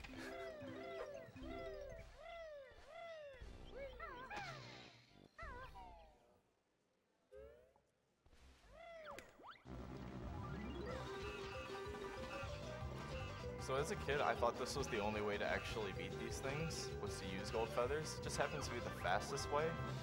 But you can actually rat-a-tat-rap them if you're out of gold feathers to kill them. It's funny because I did that. I always thought you just needed gold feathers. Probably wasn't good enough as a kid to like actually accurately hit them. I never said I was good as a kid. That's true.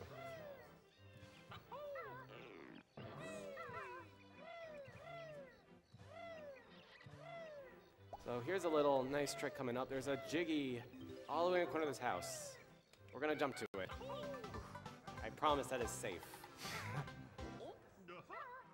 And there's an extra life right there, just in case you fall.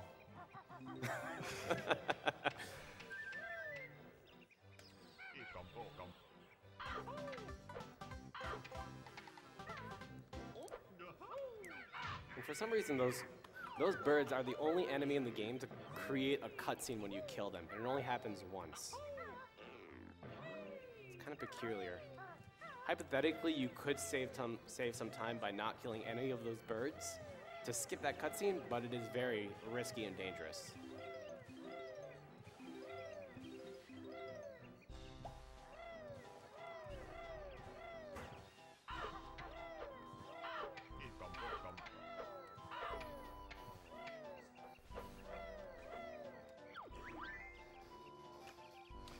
That's pretty much it for summer. Just gonna get one more worm and Mumbo token in the Jinjo. And then we're off to fall.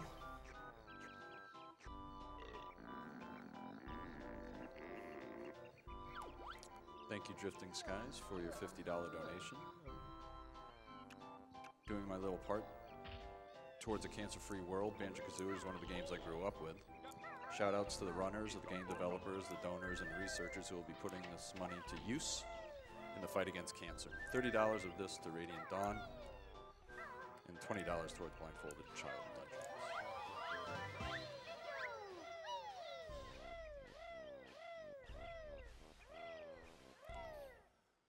Thank you, Jeffrey Harrison, for your $100 donation. Keep up the great work, guys, and since it's never too early to ensure optimized runs, kill the animals.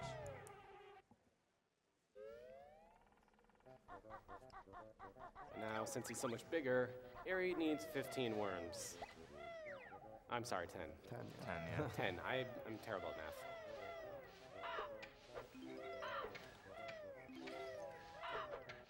This level also had a bit of rerouting done recently. There was a clip that Chronicies found probably 2 years ago that no one thought was useful, and it's used by the flower to just clip through the ground and you void out. And what that does is it brings you to the entrance of the level with all of your notes and Jinjos. So you like sort of die, go back to the beginning of the level, but you have everything. So that makes for like a convenient like sort of death warp. And it saves around 20 seconds to do that. You'll see it at the end of fall. It's pretty much the exception to the rule of if you die, you lose everything. Right. Although, funny funny situation is if you actually have 0 lives, which we don't right now, so we don't have to worry about it, but if you have 0 lives, instead of warping back to the beginning of the level, you actually game over. It's kind of a strange exception.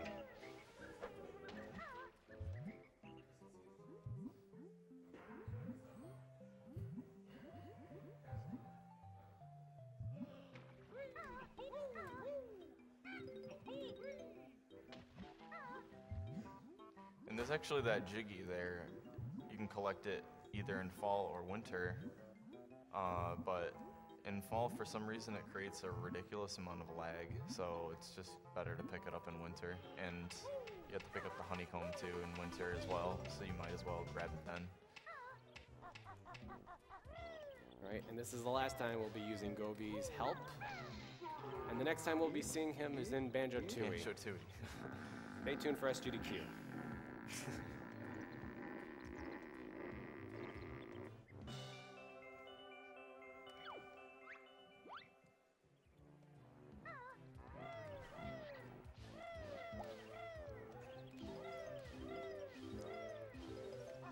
I'd like to remind everyone that one of our sponsors, Tiny Build Games, is an indie developer morphed into an indie publisher. They partner with indies across the world to help better their games as well as develop their own games. Check them out at www.tinybuild.com and check out their game Speedrunners, which is also available in the AGDQ2015 Humble Bundle.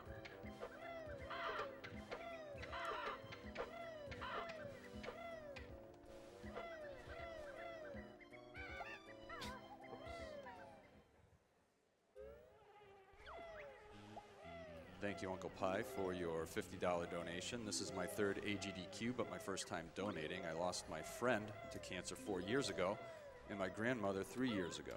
I miss them every day, and if this small donation can possibly help prevent anyone else from going through what they went through, then I'm happy to donate.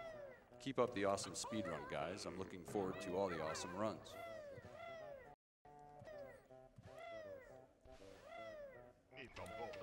Now, if you don't want to do that jump in summer where you jump to the Jiggy, it's there in fall if you want to collect it. It's just a little bit slower.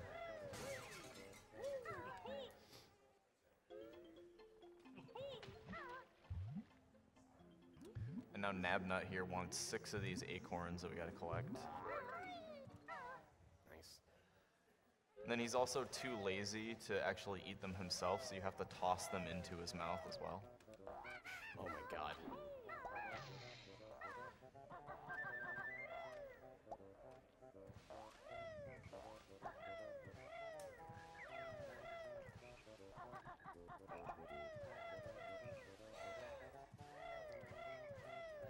I'd like to remind everybody that we're here for the benefit of the Prevent Cancer Foundation, which is the only nonprofit in the United States that is solely focused on cancer prevention and early detection.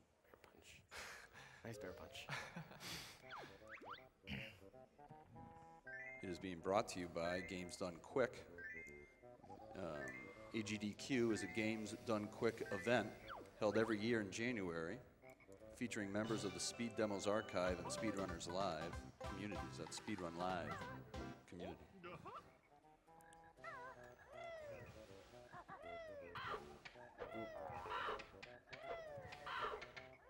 Those angled surfaces, actually you can't use Talontrot on. After about a second, he would just fall off of those. So he has to time those pretty well in order to not to fall. Fortunately, that worked out.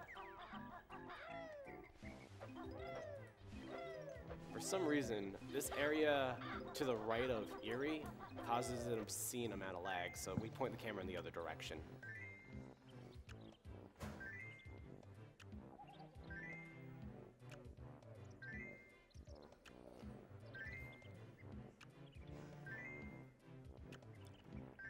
And now all that's left to collect in fall is this note and the Jiggy on the flower.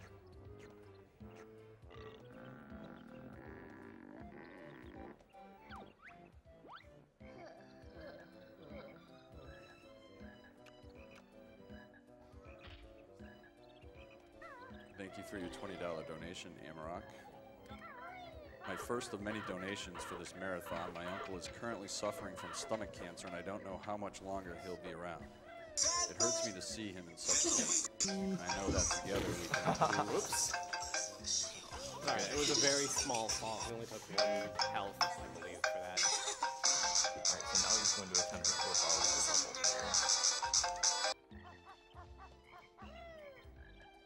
First Nice. try, wow, really fast.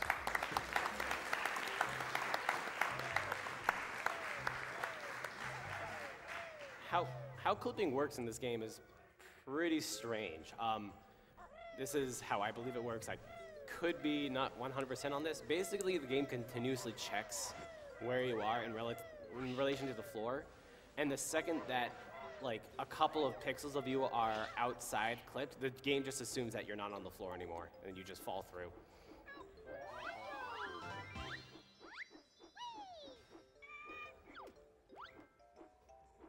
So now after all of those worms that we fed Irie, he finally gives us a Jiggy. In the greatest way possible. Yeah.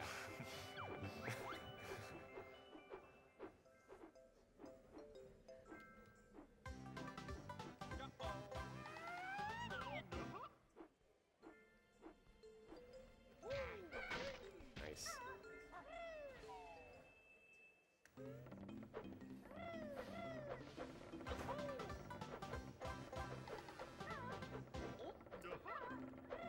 Thank you, Jonathan W., for your $50 donation. Donating because what this group has been able to accomplish is nothing short of extraordinary.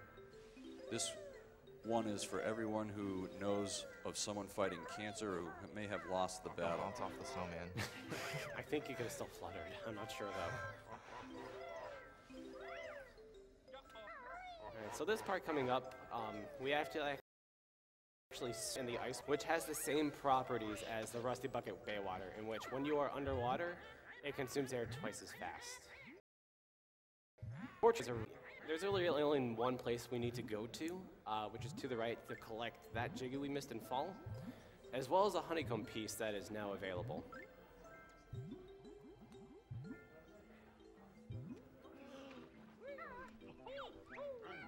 Oops. That being said, we're not gonna exit the same way we came from. We're gonna do what's called an ice clip, or Tomo clip if you We want have nicknamed it to have a Tomo name clip. for it, I suppose. Basically, what we're going to do is literally clip through the floor of the ice. It's actually really easy, but it's still really scary because you can still lose runs to it. Yeah, as well, in the icy water there, you lose health, or air, sorry, just like in Rusty Bucket Bay, where you lose it twice as fast. So if you don't get that clip within 15 seconds or so, then you die. And You're it's dead. right at the end of Click Clock Wood, so that's like You gotta pretty collect much all run those the- notes again. Yeah.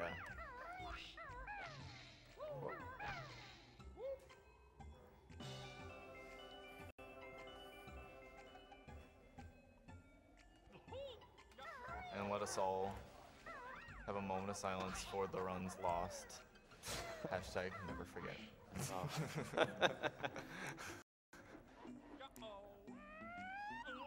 Almost sniped the Jiggy.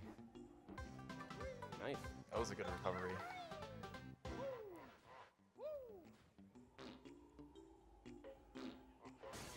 Nice. That's a very precise shot. And Alright.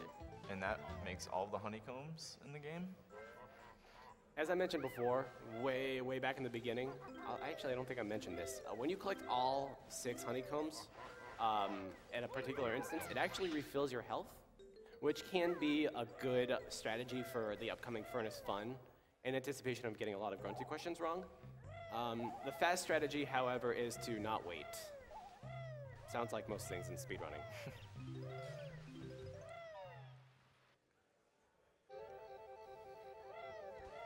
Now all that he's got left in Spring to do here is to grab the bee transformation and use it to get into the beehive for the Jinjo, and as well as the Jiggy on like the very, or the, the Jiggy we get in winter.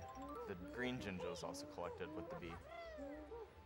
You You can collect it with the B as well, though, that Jiggy way up there in winter.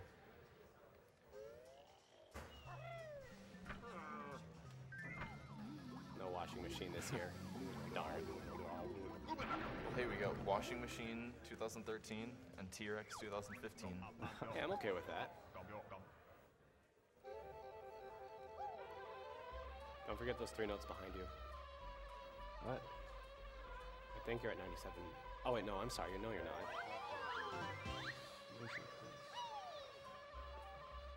I should have refilled my health. Gonna be risking a lot here, but You can always just jump into the lava in Furnace Fun if you want before you do it Yeah, that's probably a good idea. to refill your health. And then there's a very simple clip out of bounds, and we're done with Click Lock Wood. That was actually a very impressive final level.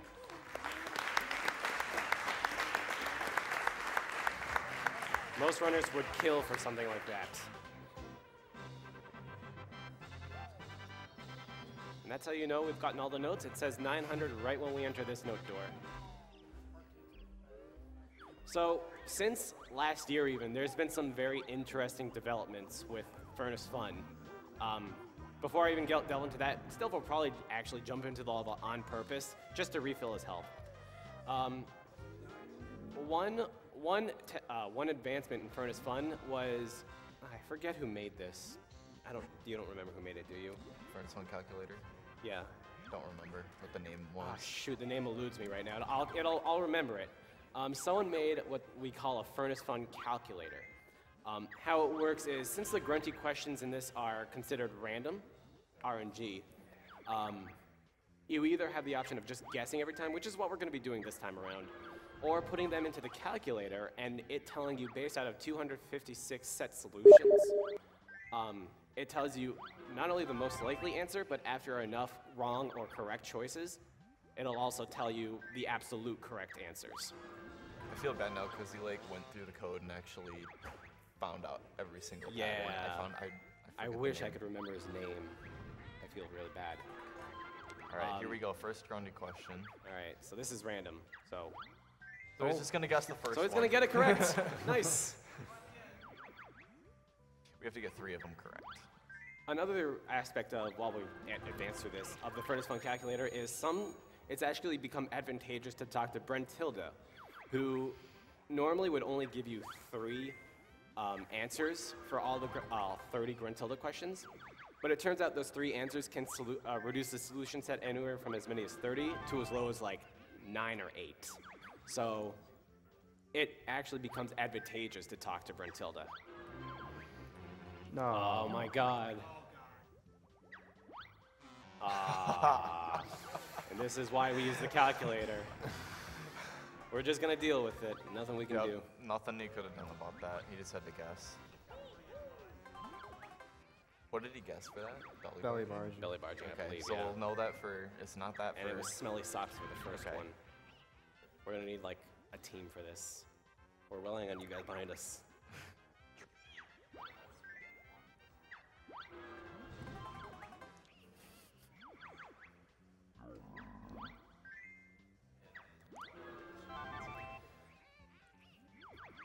Thank you, Jacob15, for your $100 donation.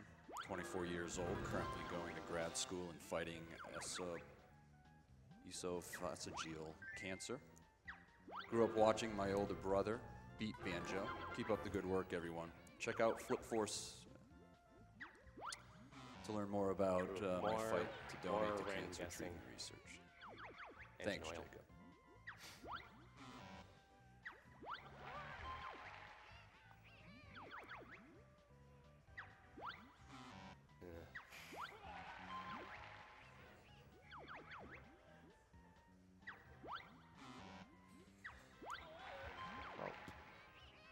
Don't worry about it.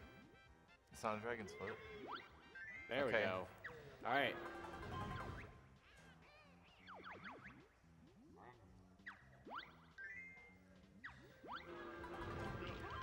I did mention that there is another advancement in Furnace Fun. I'm actually waiting for a good opportunity to mention that, which I will mention later. He grabs the jokers there because those clock squares have a little mini game on them and they're all really slow. So it's faster to use the joker to just skip them. Although you run the risk of getting a grunty question on the joker, and then if you get it wrong, you're out of luck. All right, number 2.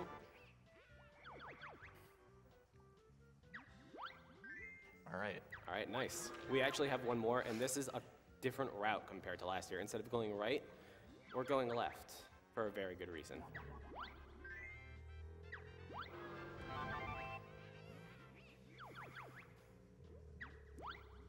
Oops. Oops.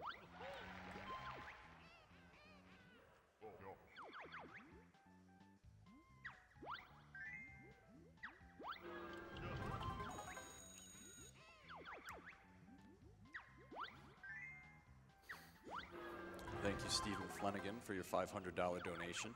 Both my mother and father lost one parent to cancer and the other to a broken heart. Donating as much as I can so nobody else has to feel that pain. Nice. All right. And the other advancement, here we have... No redo. I don't know. We're going to get this wrong. And if we're lucky, we can skip the rest.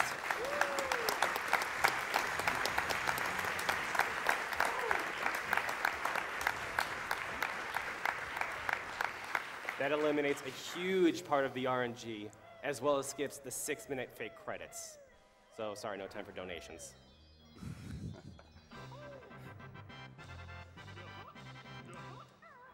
I was scared there. If I you thought have that to was- be very, very close to the corner there, and I was a little scared that it wasn't going to work, but I'm glad it did.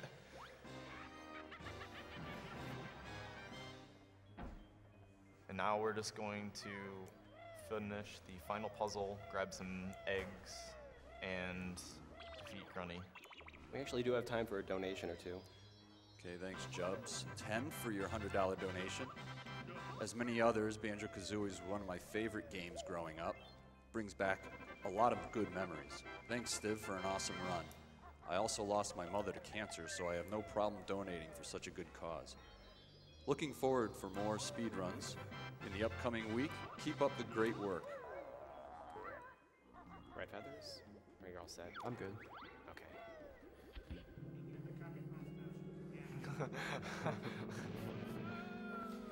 This final fight is very intense and very difficult and has 5 phases. 6 phases, I'm sorry. And some of them are a lot harder than others. This one, you kind of combine phases 1 and 2 into one.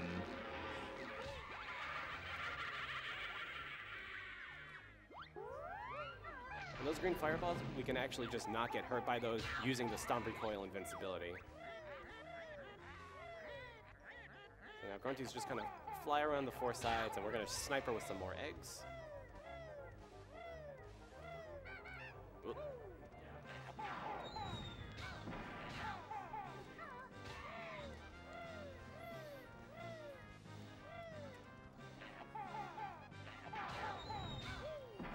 Got him.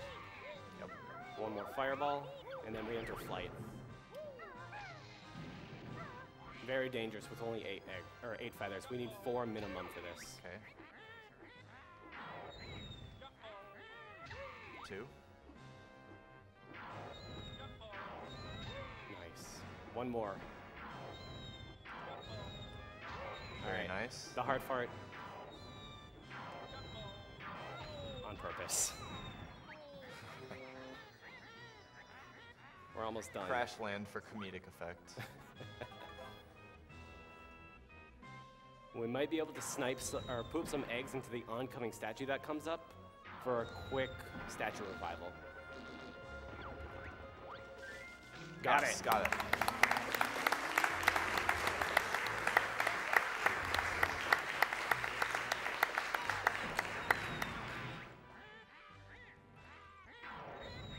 Those fireball she shoots are actually pseudo-homing, so he has to be careful not to move in a straight line or predictably, or else he'll get sniped. I thought that one was good, but Yeah, I heard got- the sound I from got the other freed. one. this. And we got one more fight. Time is coming up soon. We'll let you know.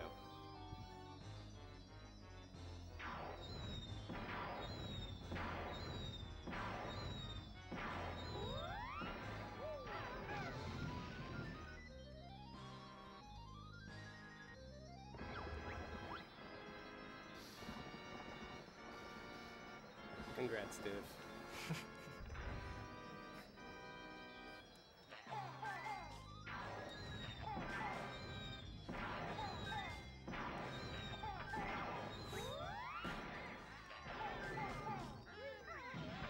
That's okay.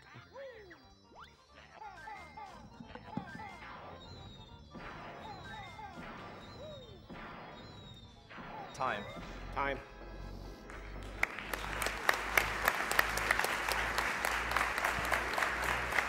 Good job.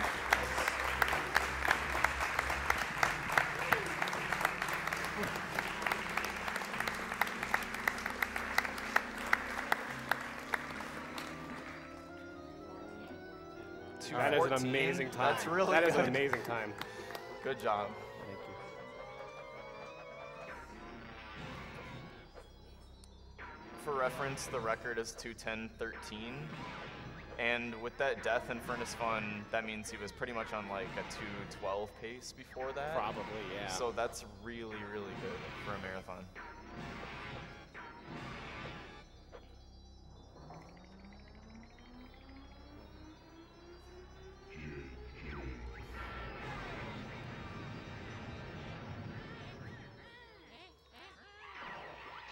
Good job, Steve. With that, All Grundy right. plunges to her inevitable Banjo-Tooie release.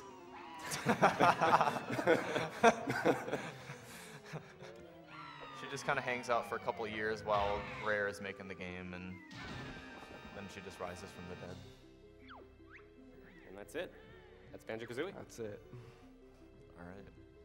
Next up, we got DKR. Which is Yeah, we gonna got be a DK, really awesome Tofu, run. Oxwas, and someone else. So It's gonna look be a forward really to that. cool run. It's a great race. Which is a good time to mention that in 2 races, Mario Kart Wii has a donation incentive to name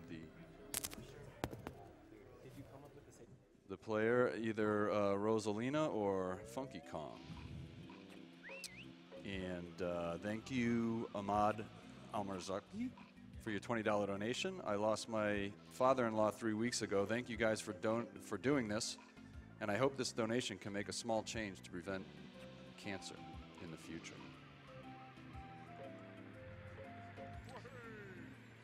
And on the switch over, I'd like to mention the Yeti once again. The Yeti is a t-shirt site featuring an awesome new design every 24 hours for a low price. The Yeti has partnered with us for AGDQ 2015, offering an array of shirts with $3 from every unit sold going to the Prevent Cancer Foundation. Check out the collection at www.theyeti.com/gamesdonequick.